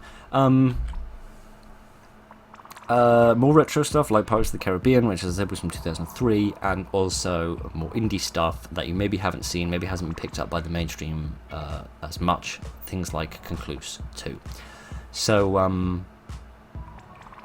yeah, and it's not just Manic Miners that makes me think that retro works a bit better on this channel than otherwise. It's also Resident Evil 4. When we played through Resident Evil 4, that worked quite well, because I feel like, judging from some of the comments that some of the videos in that series got, it was from people that had played Resident Evil 4 many years ago, but hadn't seen it, hadn't seen it since, right, or hadn't seen it in some number of years, and they were like, oh, here's a game I remember from a few years ago, from my childhood, I'll watch this person play through it again. Maybe they wouldn't have gone and replayed it themselves, but maybe they'd like to see somebody else on it, someone that hasn't played the game before, see a fresh take on it, or things like Manic Miners, where it's like me playing a game that I remember that maybe you haven't seen before, you haven't seen it in a long time, we sort of share in rediscovering it all together.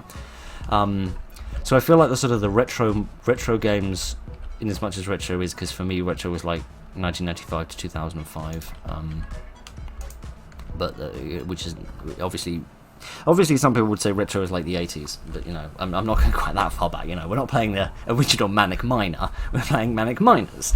I'm still curious whether the name Manic Miners is derived from the old Manic Miner game back in like the ancient home computing era.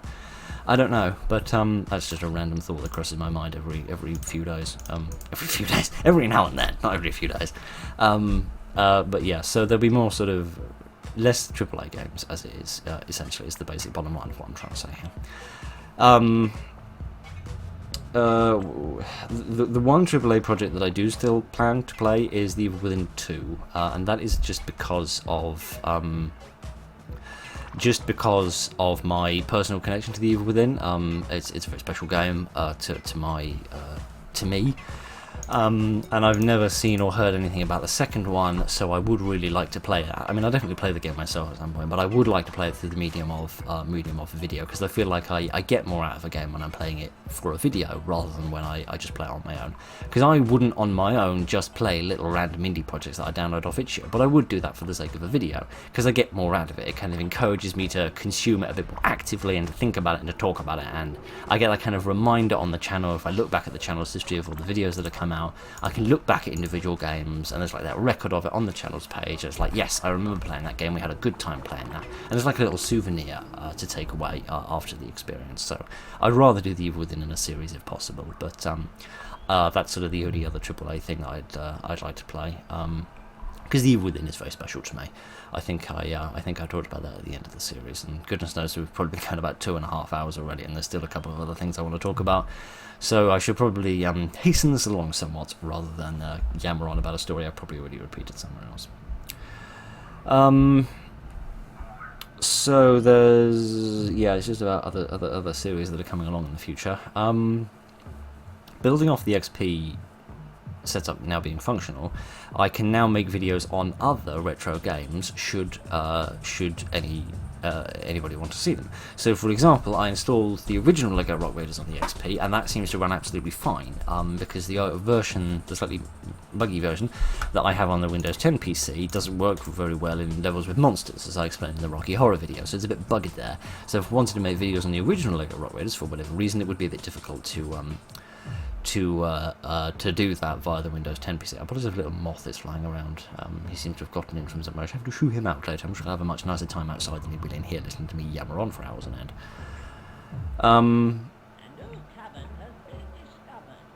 That's nice.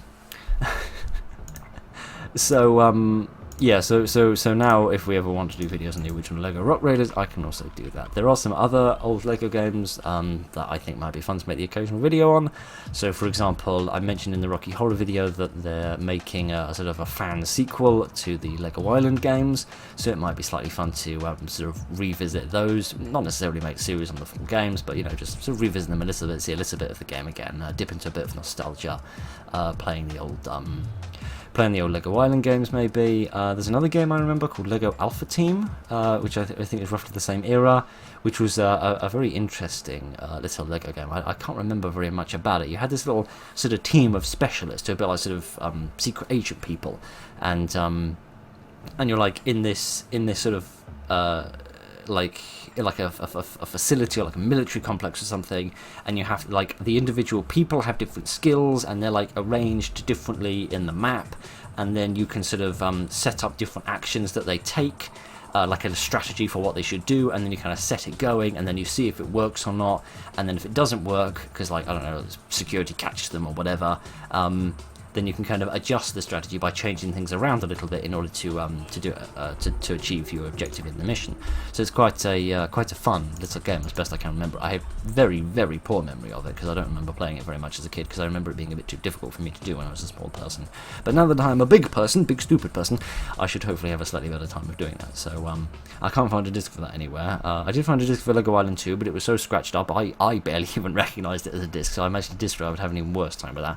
So I have to buy some new copies of all that sort of stuff if we're going to play any of that. But that's something to think about for the future anyway. Again, if you've any interest in seeing any of those, then by all means do let me know one way or the other whether you'd like to see any of that or not like to see any of that, if you've any thoughts or feelings one way or the other.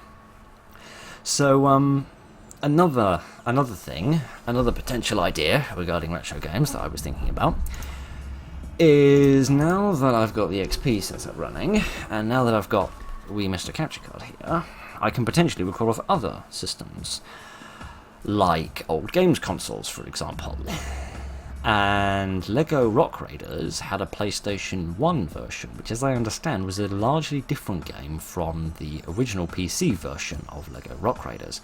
As I understand, it was less about sort of team management and about collecting crystals and bases and combat and stuff. I think it was more like individual people, like your individual miners, who I think were actually the named folks from the cutscenes, rather than just being a sort of generic miners you had in the PC version.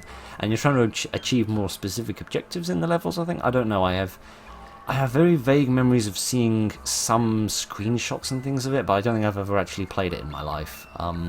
So at least I have absolutely no memory of playing it. So I can't tell you all that much about it, but I will probably do a little bit more research on it to find out exactly how different it is, to see whether it merits doing a series on it. But of course, to play it, since it's a PS1 game, without getting into the realms of emulation, I need a PS1 to run it on. Now, because I've got the capture card, that is with the exception of the console itself, and buying that is the most expensive bit of hardware that I'd need for that. Because I could get a PlayStation, plug in a capture card, and then record off of that, and we could we could make videos on the PS1 version of Rock Raiders if people wanted me to do that.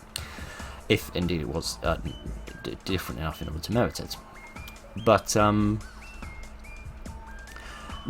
well, there's a technical problem that I'm a bit concerned about, which is I'd need an adapter to come out of the PS1, because obviously, again, it didn't use HDMI. I think it uses a proprietary format for the PS1, so I'd need some kind of PS1 to HDMI output, which do exist. I've found them on the internet. They're not hugely common, but they're not massively rare either. So I need to get one of those. The concern I have is with the audio, because the adapters that I'm looking at just go into the visual and take that into HDMI. But as I was saying before with the VGA, if that doesn't carry the audio, I think the PS1 used a composite audio output, which I'd need to plug into the capture card somehow if we're going to record the sound of the game. Otherwise, we're not going to have the game sound recorded, we're just going to have the visuals of the game recorded, which is not going to be good.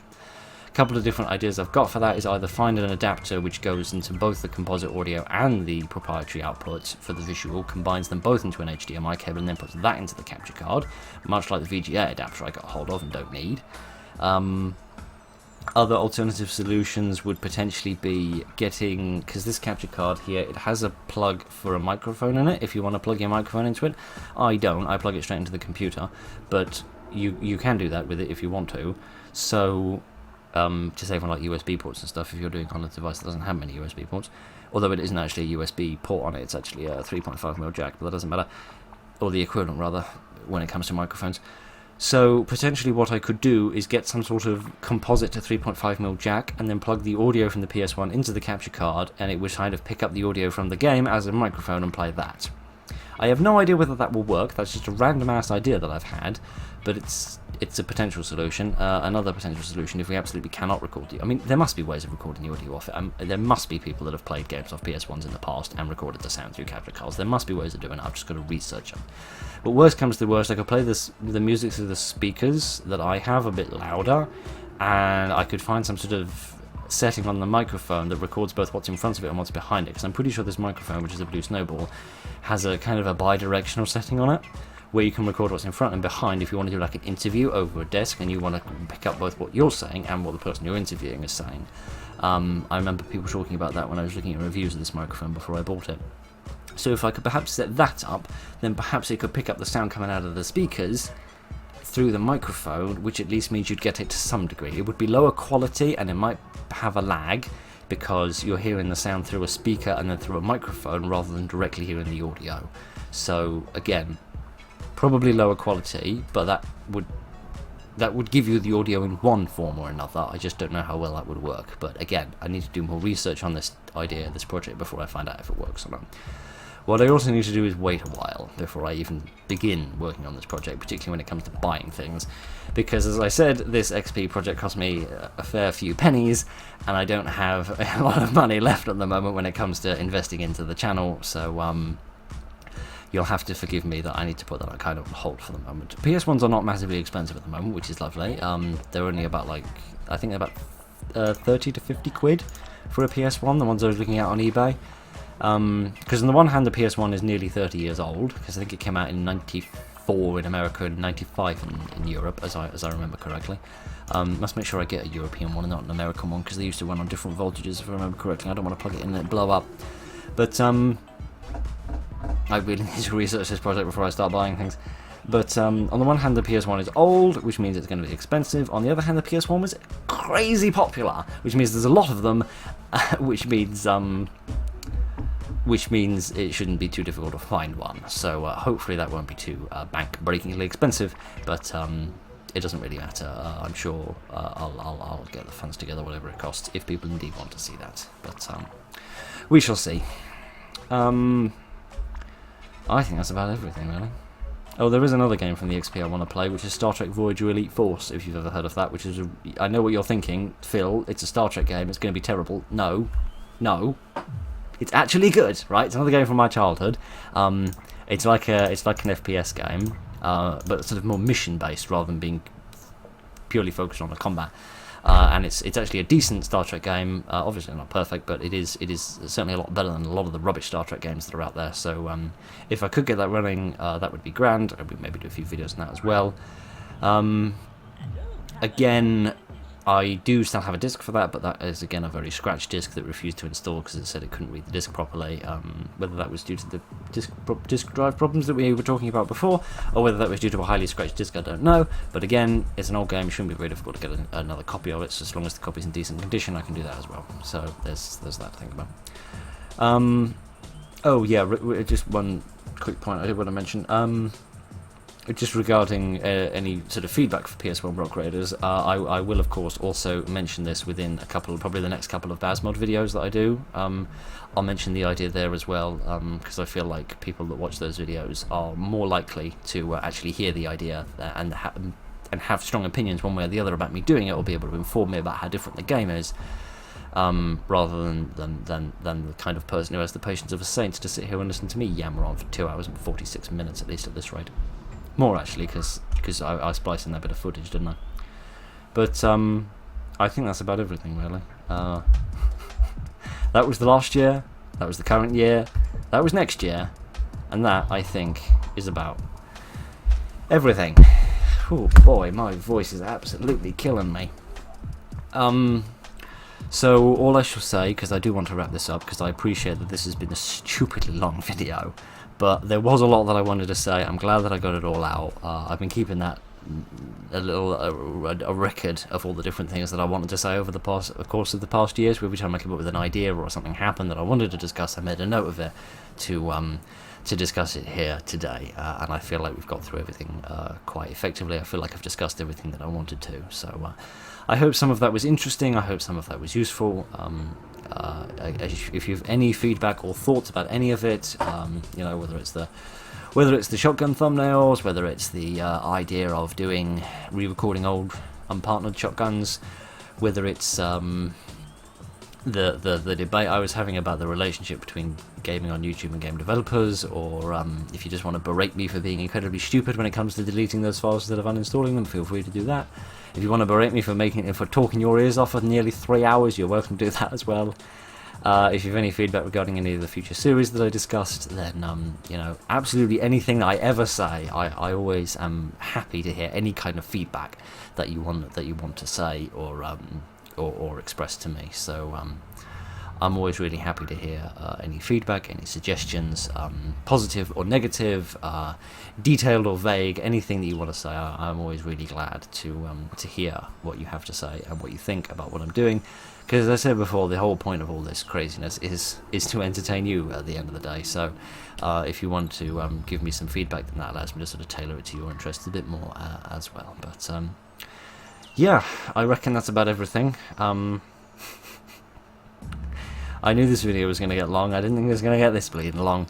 But never mind. It's been a hell of a year, hasn't it? Not so much for the channel, but I just mean like globally. Like, some truly unprecedented things have happened this year that I never thought would happen. But never mind. That's not what we're here to talk about. Thank you very much for joining me for literally all of this evening. I apologise how much of your day I've consumed. But thank you very much for joining me this evening, ladies and gentlemen. Look after each other, and good night.